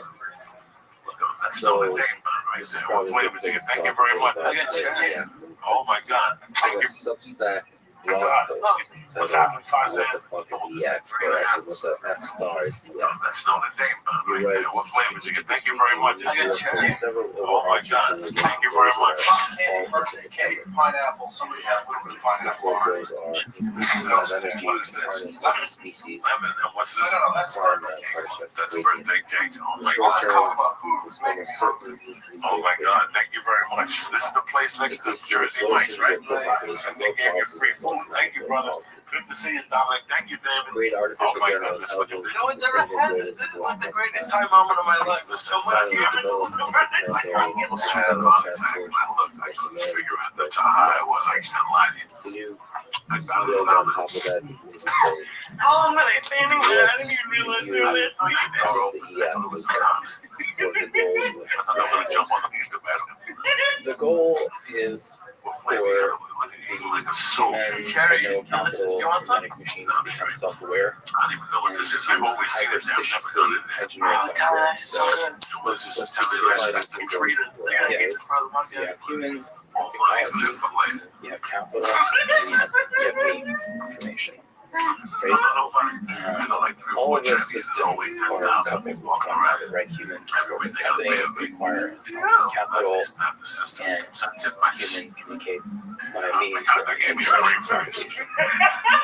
And our goal I used to as a sort of viral, optimistic I see the ice cream man, the Mexican ice cream aware man, of not my how burger. the My system wife, works, my daughter's gonna be up there yelling ice fundamentalism key, to grow. ice key, because she is the bell. We simply want So I got ice and to call lean secretary. into the natural tendencies of the system to adapt for They're its gonna own give me growth. some ice cream for the so her, that you and the way, baby. But one thing leads to another. literally a hermetic optimism virus I that's give them the constantly Sunday they're drifting eating. My wife Fidel won't stop. decentralized fashion. Man, So you can smell ice hermetic cream a optimism mile away. virus. We want Oh, he loves it. virus Fidel, the skinny as he Yeah, is now. He's maximize the spread. And Vanilla is freaky when this you're high. superstitious therefore He's optimism always stares at you. will He incentivize goes, Meow, meow, Right. meow. That's a real We swami. see EAC as a sort of He's big and he just gets on you in a meta-heuristic, weird way. He's very sort low. of He's very very thin, warm. He'll climb on you and let you cultural battle. He's framework nice from when he which we gets you, can but one of the first have times much you more got behind. Oh my God, You you look, tell you me went to this. take a shower. fundamentally we And just say he chased me around your old coffee good Oh, yeah, table. he don't play what around. got us Fidel, he here wants to get to the heart of the matter and check you out quick. adaptation I'm of the very whole fortunate. system, Fidel, he shakes people you know, down based on point blank. thermodynamics, and So that here process we is would do good. something We that's should very keep going. good that nobody does. He'll But come that is up, the core. he'll sit Everything there, else he'll is look at you, break you down, and then he'll how run do we his head make in your sure chin that to let you know you're all right. He's a very malleability and good cat. adaptability will There's some clearly cool cats. not Yeah, affect they are very, variance very, they get And I don't like and cats usually. me neither. meaning But no, it's free giving me speech, love for other freedom of animals. thought, Love freedom it. of information I get to know propagation, them. I can see how and much freedom to Debbie do miss AI my research wife. is Really, important I didn't see it then. Like I'm tight with Debbie, converge the but fastest something was on missing. the space of technologies, ideas, and whatnot that lead to this growth. Nothing.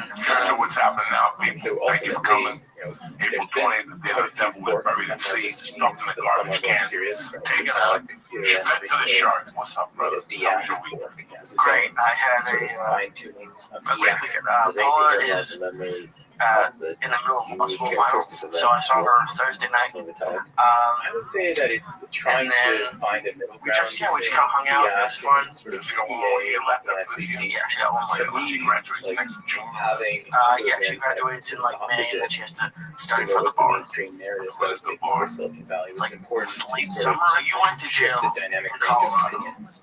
and it was unlucky. You know, that you it's got like caught. the balance between In theory, centralization I know and it did turn your life decentralization. around. The real But option is always something. How many did you get unlucky more or lucky more? It seems like Pushing for yeah. entropy, I'm very lucky. novelty, Wow. I feel I'm very, very lucky. malleability, Because that speed, Colorado thing, uh, I mean, at the end of the day, there was nobody unpunished. I mean, I can't say that. I don't know what Bella went through. adding constraints, adding I don't know what Tidwell went through. I know what I went through. things And down. I'm telling you that this was not, you Kind know, of bring balance. nobody got hurt. Nobody. The systems, It could have happened later on in my life. When something got, I'm happy that it happened then. That it really slowed me down. I think about, I'm coming up on 32 years. When I left Nuremberg the first time, together before I created chaos, like I left on like medium ordering terms. right? Like I own a Colorado. I own a loan shark Energy money. minimization. I owe this bookie like $800. Systems want to I mean, equilibrate, nobody was balance these two really. things, and so I I thought that the balance was lacking. had a couple people pissed off at me, but I didn't know where they stood. There was rumors, I like blah, blah, how- blah, blah. I like the You know, what if I would have visual stayed there? the landscape of ideas evolving. You know, what if I never would have sent the tape to Adam Sandler for the Oh, yeah. shard? You know, Do you ever think about stuff that you didn't do, like things you could have gone out for that you didn't go out for? oh, absolutely. Like something someone talked you into? No, I going to the blood test for the Marines that morning. What if I would have went to the blood test for the Marines that morning? So those are all force. You know, that would have been a life for what I would have. When I got a gone to the Marines, I pulled Richard Gere and got trouble with sharing shoes and I mean, you're got thrown out of the Marines. I mean, what? the This is what your life becomes, and you think of what made you make the decisions. Some people go crazy. I just wanted what it believes. I never wanted the biggest question mark I ever wanted in my life was what if I didn't do it? Starting trying to take inspiration What if I always thought that in this sort of early on I knew that I was software this is not the adapt field over but the basic I code always knew that I was a to kind apply of that person. to culture. And It's like when I our goal work is to away. not say you should When live somebody your life offers me a weekend this way, somewhere, X, Y, Z. I don't like Just turning have it down to set because I up know a process somewhere in the where future I'm gonna need that. they're But I always knew searching that for me to over grow, subcultures, you want to be around the best. competing for mind share. So I took a And I chance once they threw me out of the creating family. this malleability of culture is super Colorado important. Springs, those guys. Converge on No, this is a cultures, commitment. the This heuristics is of what how you to know. live You one's have life people that tell you they want that to learn are how to edit. updated Check with them 3 to months later. modern times, And because they've done there's one really thing. been a But sort of you as an editor know that they're missing. Like, I don't want people to come talk to me and and they say, culture. I People really don't feel like they understand that. I belong to really any want to be group. funny, man. I need your There's help. And I'll been just send them parasitic on one simple ideologies mission. that have I taken don't up walk on stage and be opportunity back to up. You got to say, to I don't know how populate you this did. petri I remember dish going to of the University of minds, Colorado. Elon calls it the There mind was virus. a thing of like We call cheap it the watches, like, you know, those the cell $395 mind watches. virus complex, I took which the is whole the rack. decelerative that is How? the overall pattern How of did I write? there's many variants of Walked out of there with like I did Michael So, Schuber's brother. you know, if there's a sort of Why moral don't you do cosmos something like that and decelerative movement, embarrass you need to yourself have and your not only one friends? And you movement, have to go answer your friends. many, It's many not at the variants. same So level it's at very all, hard to but it's kind of what's going on with like the Aaron The Hernandez overarching thing, thing is all those like Tiger Woods, all those people who make the dumb mistakes like the that. pandemic. That's no. It's a. You're absolutely right. I mean, okay. It's let a me ask complete you, different do you level. think he It's the same theory. It's the same theory. You're absolutely right. That's how it started. This is way before cell phones. This is way before pagers. This is way when you did everything on a whim. So if I knew, is he comfortable? Is he sitting down? Does he have money on the bar? Yes, he does. He's got a very girl with a gun. powerful? He's getting robbed. Does he just put his guard down and take care of his business on a Friday night? That's how treacherous I was. Like, I just wait. I give you time. On a Friday night, you just got your load. We start to You think just a got lot it. You didn't sell it all. whenever there's a sex Right. idea. So that means that you're what you're doing now. It means there's got to be a package hidden somewhere. Diversify. That's not a problem. So let's say call Lee and call there and ask him if he's got value. You don't know. Chanting. He's getting out at 11. He sees the guys going to meet him at his house at 11. If you see him out at 1:30, he's done. I'm taking that package because I know it's somewhere. I think we lean into there's this concept of sort of meta irony, right? Of sort of being on the boundary of like not sure if it's serious or not, and it's much more playful, much more fun. 420 on the Right? wrapper. Like And I thought for for a second example, it was a talk about the $420 dynamics being our god, star. right? And sometimes we do cult-like things, but there's no ceremony and so not yet. Yeah. But ultimately, yeah, I totally agree that You put hash on the pipe that had like wet humans turns. want to feel like they're part of a group. So they actually try to agree with their neighbors and find common ground. And that leads to sort of overlap in the space of ideas. We used to have sort of one cultural island that was allowed. It was a single subspace of thought. Anything that was diverting from that subspace of thought was now we created Pluto. The whole point is that we're not trying to have very restricted space of thought. There's not just one way to think about the act, it's many forks. And now we emphasize that there are many forks. Her second year on Saturday, so we ordered a pizza. I shouldn't be in control of it in any way. Dessert. Just hung out, watched 3 hours of Shark Tank, and passed out whatsoever. I just had put cinnamon out rolls. I know it's Pillsbury cinnamon rolls. certain Oh, blog yeah. posts, and Oh, yeah, you people have are to. free to Not define extra cream. Why do you get extra an cream? aspect they don't like. And so that makes it so You that joke? there should Like be my sweat smelled like sort of cheeseburgers. My mom territorial looked at me today. I was convinced I was burning like a McDonald's so that cheeseburger we off. don't end up in one Because it cluster. smelled like a cheeseburger, but you know when the pickles and the ketchup get So hot, cults and it like usually it has it all. I was they thinking, don't I was only they don't people like, allow people I know I to smell like factor or McDonald's. start competing for it, whereas we encourage it. The pickle. Yes, I think about my mother, but I also think The pros and about cons of humor. the mother to my ex-wife. In some sense, You know, she was really, so that's why I there's like a understand where wisdom you're coming from. Yes. I was thinking about a fight we had one time that could have the really magic been bad. theater. You know, I don't believe in setting the crib up until the baby's born. It's just a superstition that Cubans have. But A couple there's of other cultures have. Once the baby's kind of born, then you build a crib. embracing of the absurd. That's the only beef we ever had, her and I. We had a beef about a crib one But at the time. same It time, it escalated can a also little bit. decrease And I the walked quality out of the of room the because I regular didn't want to blow it up. But my You feel the mother-in-law was tension of very that? cool. When I got Yeah. my first job selling cars. So initially, I think she gave me her what basic allowed us card. to grow under the radar was because it was camouflage, it was sort of meta ironic, right? We would sneak in, She used to you coach know, special I for think me, deep like truths the Rockies within and South a package of Africa. humor So and that's, humor and it's, memes you know, growing up, and lyrical you always shitposts. hear people, comedians and people on And TV. I think Comedy that stories about was the mother-in-law. You hate the purposefully mother-in-law, you hate the sort of mother-in-law, you hate camouflaged the mother-in-law. against those But once you have a mother-in-law, see, to me, like even status Terry and Jones, do not Terry want mother and I to. are close to an extent. It's very hard to argue with a cartoon When I'm dog with Terry's mother, I know that she likes me because or a cartoon of an intergalactic with Jeff Bezos. see, And that's take why yourself this seriously. woman And loves so that allowed us to grow pretty rapidly in the early days. But you know, of course, guys do like it, that's but it's you know, essentially it's people weird to get date steered. Their somebody. notion of the truth comes from the data they see and the information they're fed, and the information people are fed is determined by algorithms, right?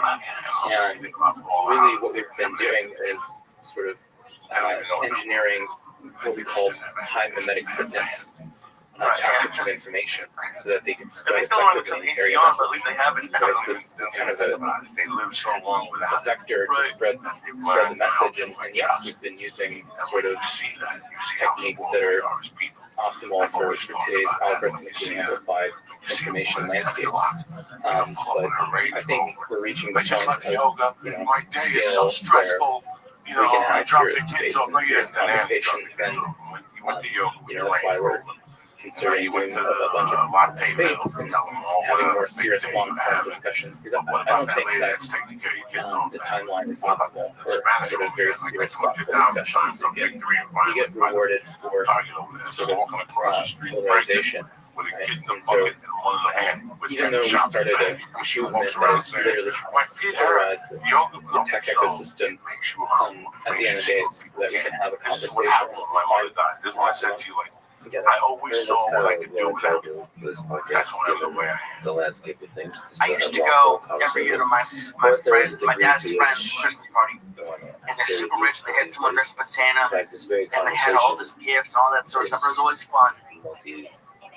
The best Christmas I've ever had So first of all, I was should say the first that year. The first very Christmas, recently, Paula and her mom. I had a conversation It was with me, Jeff her mom, and her Bezos, cousin. We did and gifts. I would love to We did hear food and tamales, your and then we got drunk and played Loteria Bezos opinion in their house in Jeff Englewood. Bezos. And it was Speaking great. of intergalactic Like, it's just- Jeff Bezos. It's simple. What Yeah. do you think of It's that simple. particular individual? There's no Putting your name fakeness. in There's style? no, Yeah, I mean, you know, I like Christmas. I tell you, one of the really best great. Christmases I had was my Built Christmas. one of the most epic companies It of was all the best time. Christmas Leveraged I the ever had techno because it capital broke machine down and the techno capital symbols acceleration of what to Christmas was. give You know, us we exchanged what gifts. we wanted, right? We want quick delivery, very It was about food. convenient, It was about guys at being home, together, low locked up, prices, making the right? best of what they had. Understood how the machine worked and how to harness it, right? Like running the company, not trying to take profits too early, putting it back, letting the system compound and keep improving. And arguably, I think Amazon has invested some of the most amount of capital in robotics out there, and certainly I don't want to with hit the the birth of microphone. AWS kind of enabled the sort of tech boom we've seen today that has paid the salaries of, Delicious, nutritious, vegan. I guess, myself and all of our friends to some extent. The So best. I think we can all be grateful to Jeff and Time for an edible. these great entrepreneurs. So what do we have? We have That's brownie all so far. unarguably. We've had the caramel one. And of course, the work of the war chiefs and the work of SpaceX trying to make humans a multi-planetary species, which seems almost like a bigger thing than the capitalist machine, or it's a capitalist machine at a different time scale.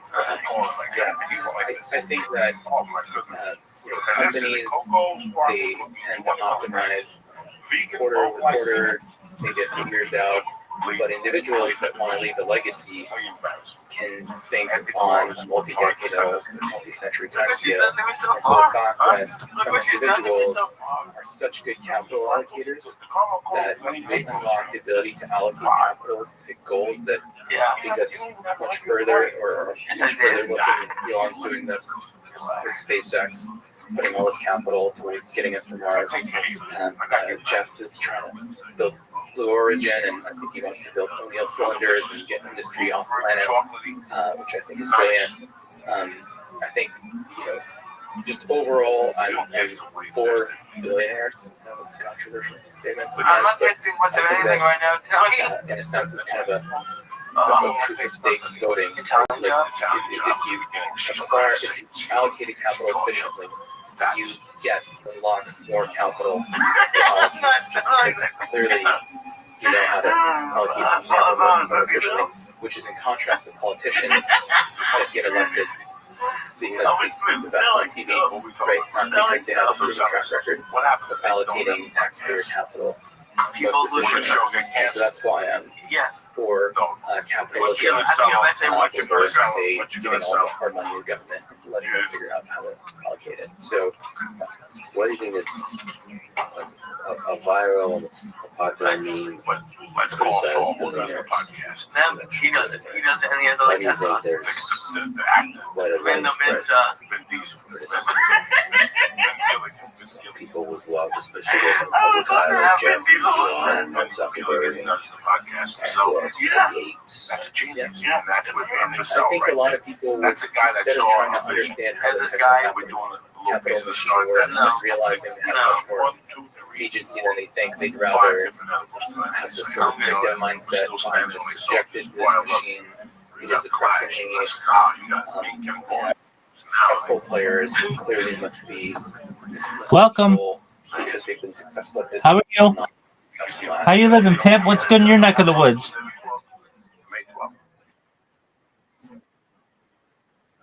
Hit me with it, big man. Well, it's my family, so I'm pretty positive. What'd you say? Yeah, it's my last name. There are 3,000 of us in the United States alone. Word, dog.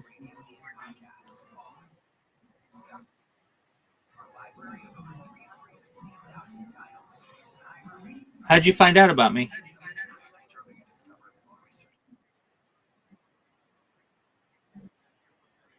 Yeah, there you go. Excellent. Wonderful. I'm glad that you found out about me from there.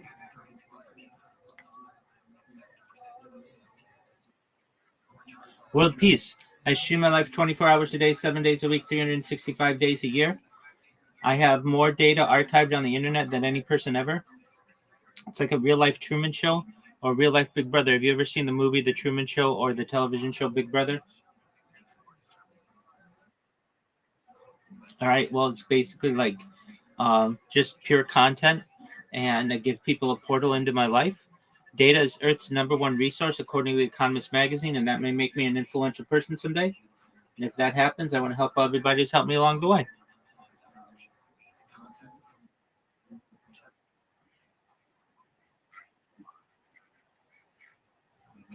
Okay, that's cool. I appreciate your guidance, your advice, and take that to heart. Peace, buddy.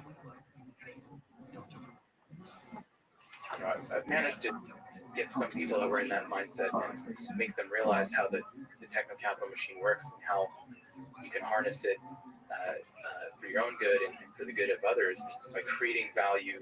You capture some of the value you create for the world, and that sort of positive sum mindset shift is so potent. And really, that's what we're trying to do by scaling EAC, is sort of unlocking that higher level of agency. Like, actually, you're far more in control of the future than you think. You have agency to change the world. Go out and do it. Here's permission. Each individual has agency. The motto "building" is often heard. Right. What does that mean to you? And what does that have to do with Diet Coke? Oh, by the way, thank you so much for the Red Bull. It's working pretty well. I'm feeling pretty good. Awesome.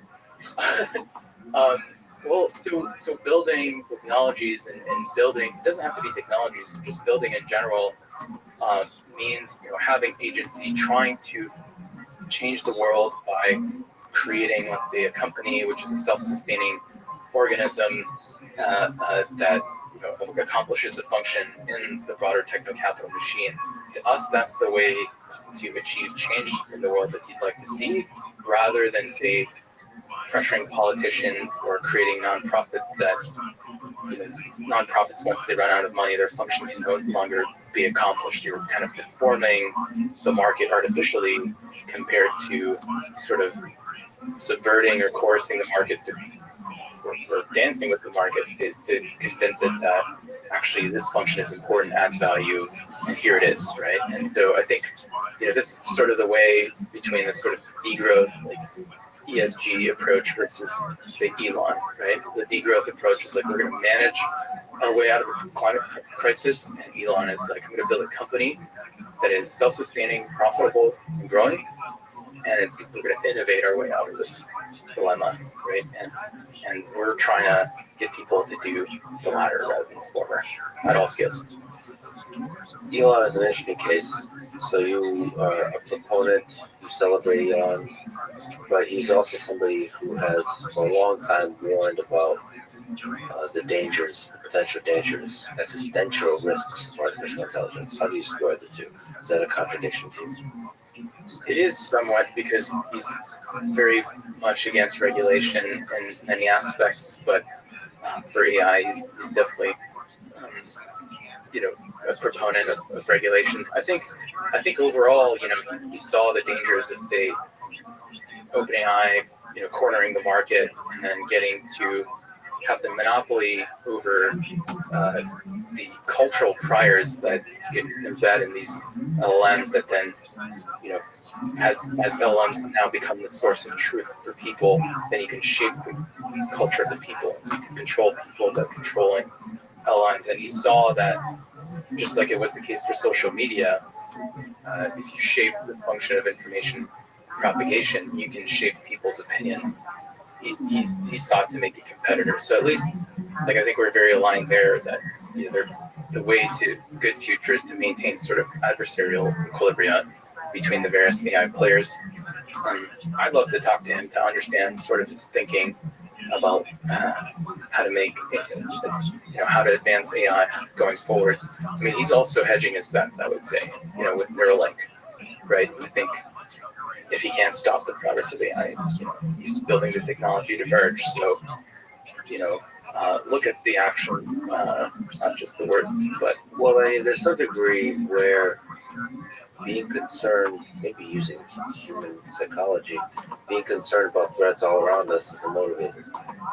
Like, it's an encouraging thing. I operate much better when there's a deadline, the fear of the deadline. Like, and I, for myself, create artificial things. Like, I want to create in myself this kind of anxiety as if something really horrible will happen if I miss the deadline. I think there's some degree of that here, because creating AI that's aligned with humans has a lot of potential benefits. So a different way to reframe that is, if you don't, we're all going to die. It just seems to be a very powerful psychological formulation of the goal of creating human-aligned AI. I think that anxiety is good. I think, like I said, I want the free market to create aligned AIs that are reliable. And I think that's what he's trying to do with XAI. So I'm all for it. What I am against is sort of stopping, let's say, the open source ecosystem from thriving, right? By, let's say, in the executive order, claiming that open source LLMs or dual use technologies and should be government controlled. Then everybody needs to register their GPU and their big matrices with the government, and I think that extra friction will dissuade a lot of hackers from contributing, hackers that could later become the researchers that make key discoveries that push us forward, right? Including discoveries for AI safety. And so I think I just want to maintain ubiquity of opportunity to contribute to AI and to own a piece of the future, right? It can't just be legislated behind some wall where only a few players get to play the game. I mean, so the EAC movement itself is caricatured to mean sort of progress and innovation at all costs. Doesn't matter how unsafe it is, doesn't matter if it causes a lot of damage. You just build cool shit as fast as possible. Stay up all night with a Diet Coke, whatever it takes. I guess, I don't know if there's a question in there, but how important to you and what you've seen the different formulations of EAC is safety, is AI safety? I think, again, like if there was no one working on it, I think I would be a proponent of it. I think, again, our goal is to sort of bring balance, and obviously a sense of urgency is a useful tool, right, to make progress. It hacks our dopaminergic systems and gives us energy to work late into the night. I think also having a higher purpose you're contributing to, right? At the end of the day, it's like, what am I contributing to? I'm contributing to the growth of this beautiful machine so that we can see the stars. That's really inspiring. That's also sort of neuro hack. You're saying AI safety is important to you, but right now, the landscape of ideas you see is AI safety as a topic is used more often to gain centralized control. So in that sense, you're resisting it as a proxy for gaining centralized control. Yeah, I just think we have to be careful because safety is just the perfect cover for sort of centralization of power and covering up eventually corruption. I'm not saying it's corrupted now, but it could be down the line. And really, if you let the argument run, well, there's no amount of sort of centralization of control that will be enough to ensure your safety. There's always more 999s of P safety that you can gain, 99.999% safe. Maybe you want another 9. Oh, please give us full access to everything you do, full surveillance. And frankly, those that are proponents of AI safety have proposed like having a global panopticon, right, where you have centralized perception of everything going on. And to me, that just opens up the door wide open for a sort of Big Brother 1984-like scenario, and that's not a future I want to live in. Because we know we have some examples throughout history where that did not lead to a good outcome. You mentioned you founded a company, Extropic. that recently announced a 14.1 million seed round. What's the goal of the company? You're talking about a lot of interesting physics things. So, what are you up to over there that you can talk about? Yeah, I mean, originally we weren't going to announce last week, but I think with the doxing and disclosure, we got our hand forced, so we have to disclose roughly what we're doing. But really, Extropic was born from my dissatisfaction and that of my colleagues with the quantum computing roadmap. Right? Quantum computing was sort of the first path to physics-based computing that was trying to commercially scale, and I was working on physics-based AI that runs on these physics-based computers.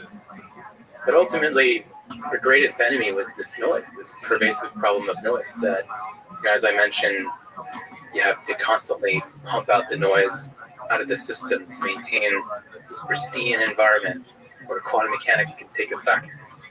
And that constraint was just too much. It's too costly to do that. And so we were wondering, right, as generative AI is sort of eating the world, more and more of the world's computational workloads are focused on generative AI. How could we use physics to engineer the ultimate physical substrate for generative AI? Right? From first principles of physics, of information theory, of computation, and ultimately of thermodynamics. Right?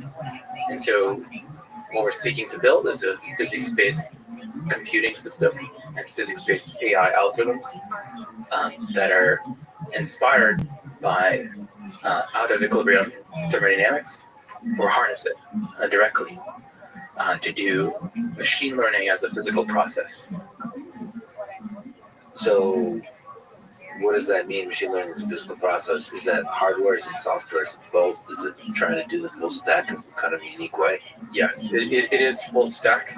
And so for folks that have built differentiable programming into the quantum computing ecosystem with TensorFlow Quantum, one of my co-founders of TensorFlow Quantum is the CTO, Trevor McCourt.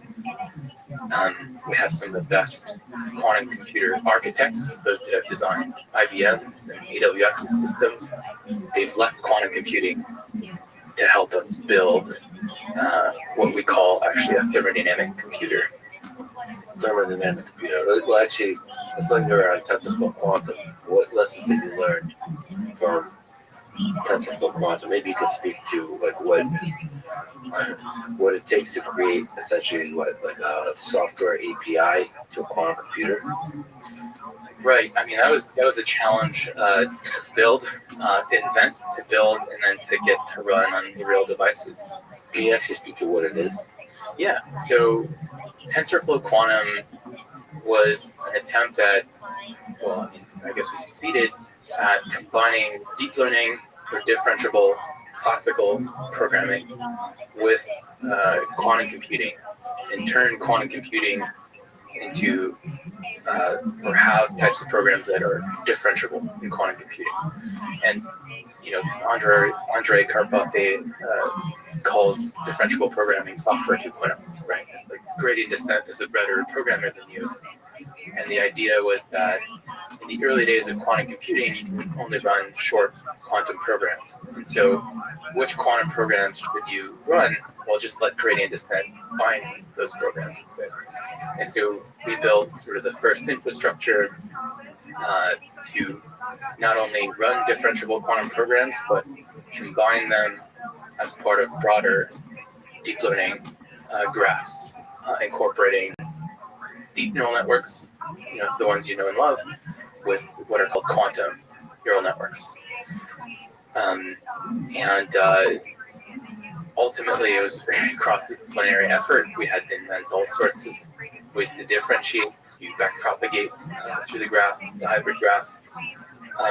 But ultimately, it taught me that the way to program matter, to program physics, is by differentiating through control parameters. If you have parameters that affect the physics of the system, you can evaluate some loss function. You can optimize the system to accomplish a task, whatever that task may be. And that's a very sort of universal meta framework for how to program physics-based computers. So try to parameterize everything, make those parameters differential, and then optimize. Yes. So is there some more practical engineering lessons from TensorFlow Quantum? Just organizational, like the humans involved, and how to get to a product, how to create good documentation. I don't know. All of these little subtle things that people might not think about. I think like working across disciplinary boundaries is always a challenge, and you have to be extremely patient teaching one another. Right? I learned a lot of software engineering through the process. My colleagues learned a lot of quantum physics, and some learned machine learning through the process of building this system. And I think if you get some smart people that are passionate and trust each other in a room, and you have a small team, and you teach each other your specialties, suddenly you're kind of forming this sort of model soup of expertise, and something special comes out of that. Right? It's like combining genes, but for your knowledge bases, and sometimes special products come out of that. And so I think like even though it's very high friction initially to work in an interdisciplinary team, I think the product at the end of the day is worth it. So learned a lot trying to bridge the gap there, and I mean it's still a challenge to this day. You know, we hire folks that have an AI background, folks that have a pure physics background, and somehow we have to make them talk to one another. Right? Is there a magic? Is there some science and art to the hiring process, to building a team that can create magic? Yeah, it's really hard to pinpoint that je ne sais quoi, right? I didn't know you speak French. It's very nice. Yeah, I'm actually French Canadian, so Oh, you are legitimately French. yeah, I am. I thought you were just doing that for the for the cred. No, I'm truly French Canadian from Montreal. But yeah, essentially we look for people with very high fluid intelligence that aren't over specialized, because they're going to have to get out of their comfort zone. They're going to have to incorporate concepts that they've never seen before and very quickly get comfortable with them, right? Or learn to work in a team. And so that's sort of what we look for when we hire. We can't hire, people that are just like, optimizing this subsystem for the past 3 or 4 years. We need like really general, sort of broader intelligence and specialty, and people that are open-minded. Really, if you're pioneering a new approach from scratch, there is no textbook, there's no reference. It's just us, and people that are hungry to learn. So we have to teach each other. We have to learn the literature. We have to share knowledge bases, collaborate in order to push the boundary of knowledge further together, right? And so people that are used to just getting prescribed what to do, at this stage, when you're at the pioneering stage, that's not necessarily who you want to hire. So you mentioned with the Restream, you're trying to build the physical substrate for generative AI. What's the difference between that and the AGI AI itself?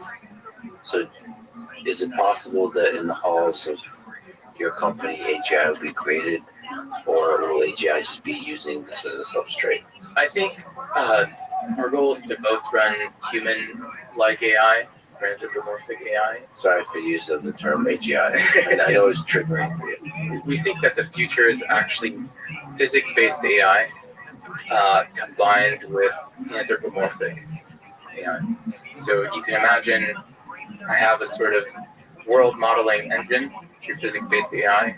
Physics-based AI is better at representing the world at all scales because it can be quantum mechanical, thermodynamic, deterministic, hybrid representations of the world, just like our world at different scales has different regimes of physics.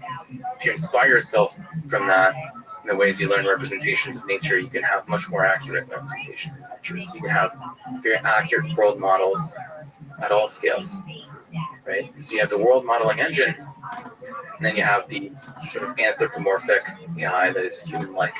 So you can have the science, the playground to test your ideas, and you can have a synthetic scientist And to us, that joint system of a physics-based AI and an anthropomorphic AI is the closest thing to a fully general artificially intelligent system.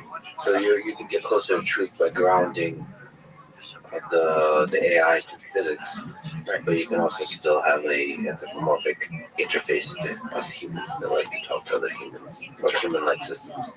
So on that topic, I suppose that is one of the big limitations of current large language models to you is that they're good bullshitters. They're not really grounded to truth necessarily. Would that be fair to say?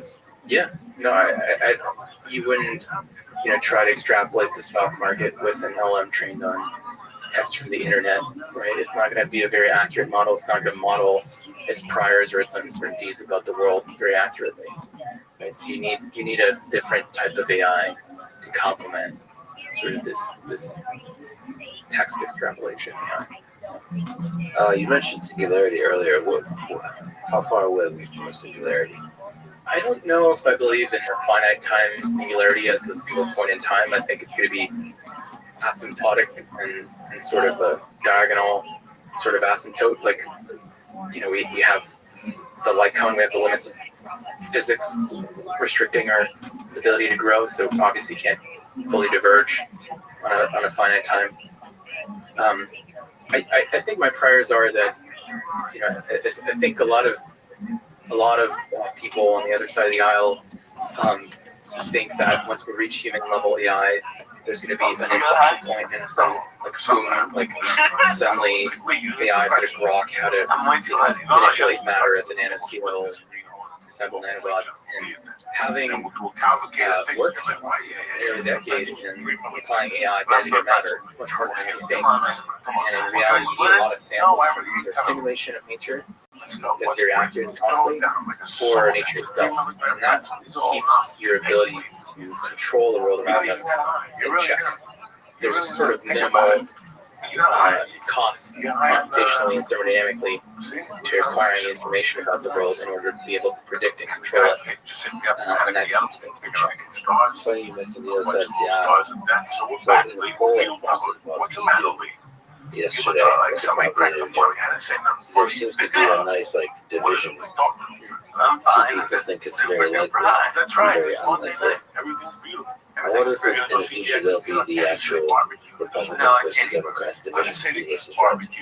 Is the AI doomers versus the AIers. Who's going to go to a barbecue place every Monday? So this movement is not right wing or left wing fundamentally. It's more like up versus down in terms of the scale of civilization. Right? But it seems to be like there is sort of case for alignment of the existing political parties where those that are for more centralization of power and control and more regulation are aligning themselves with the doomers, because that sort of instilling fear in people is a great way for them to give up more control, give them more power. But fundamentally, we're not left versus right. I think we've done polls of people's alignment within EAC. I think it's a fundamental issue of our time. It's not just centralization, it's decentralization. Do we go tech progressivism versus technical conservatism? So EAC as a movement is often formulated in contrast to EA, effective altruism. What do you think are the pros and cons of effective altruism? What's interesting, insightful to you about that? What is negative? Right. I think people trying to do good from first principles is good. You should actually say that. Sorry to interrupt. I should probably say that. You can correct me. But effective altruism is not even the kind of movement that's trying to do good optimally. Where good is probably measured something like the amount of suffering in the world. You want to minimize it. And there's ways that can go wrong. You should have just seen the face. Like how things can go wrong. We're both trying to do good.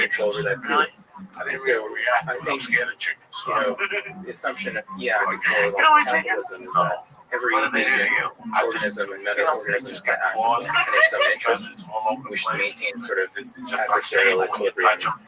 or I just don't want to, adversarial like competition I want to you to keep hang each out. other in I check want at all you to got times. that chicken. Yes. You got a chicken, and kill a chicken to make soup, I think right? that, Nobody yeah, hangs out to a pack. You never see ultimately nobody it was the walking with a perfect chicken. cover to acquire I think tons of Rogan has power chicken. and Yeah, capital, but he and kills me. My unfortunately sometimes I never even liked this chicken. that corrupts people No, I over just don't time. have no use for What does a almost perfectly productive chickens, day, eagles, the hanging around. If I have to have a chicken around, what is a perfectly for saying the productive real day? purposes, I gotta cut the head off. I have somebody else. We're gonna put a guest on tonight, just me and my main man Lee Sayat. Like what? So you go commando sometimes. It's like really important, but like soft and doesn't really get I would jagged. say my favorite days We're in a rush. 12 Sometimes I go to the gym, you can't wear your sweaty underwear with your jeans. and I would have meetings in the early afternoon, usually external meetings, some internal meetings, because I'm CEO, interface with the outside world, whether it's customers or investors or interviewing potential candidates. The MeUndies underwear is drenched, not really drenched. Usually Like this sweater, I can't put my jean ketones, over it.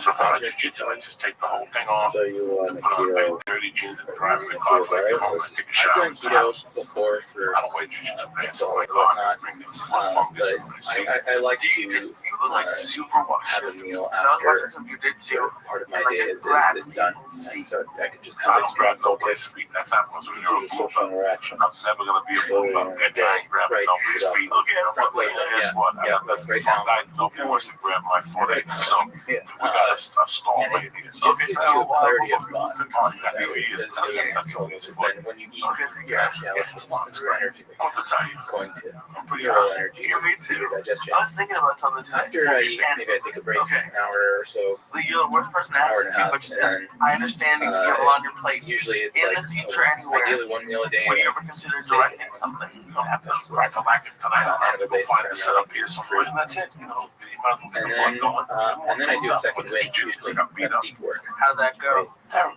Because I'm, you know, I am a CEO, but I'm still technical. Today, Got punched in the head? Sure. How?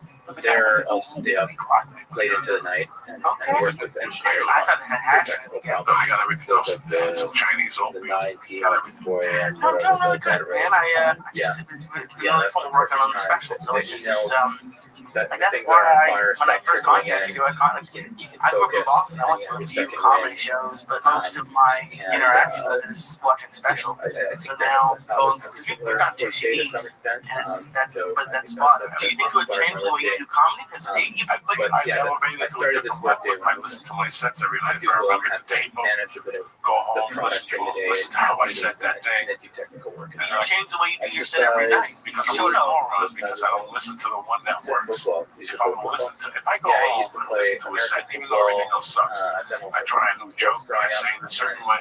I'll say it like that every night if I remember how to say it, if I listen to how I say it. Getting back to grad school, Listen, I if would Johnny just Depp don't want to look at himself and do he looks math that and good, take well, you know what I'm saying? Like if he That was doesn't my want to look at day. himself, Very how do you think I the feel? purest of month modes. Johnny Depp is beautiful. But it's really When you look interesting at yourself on the screen, how you're not just powerful saying you're it's trying to cause neural in adaptation my by mind, that's having sort of Oh, I static know. I signals, used to hate and looking you're at trying to engineer neuroplasticity, all sorts of you hate supplements. your voice. And, you know, you have all sorts You of, hate your mouth.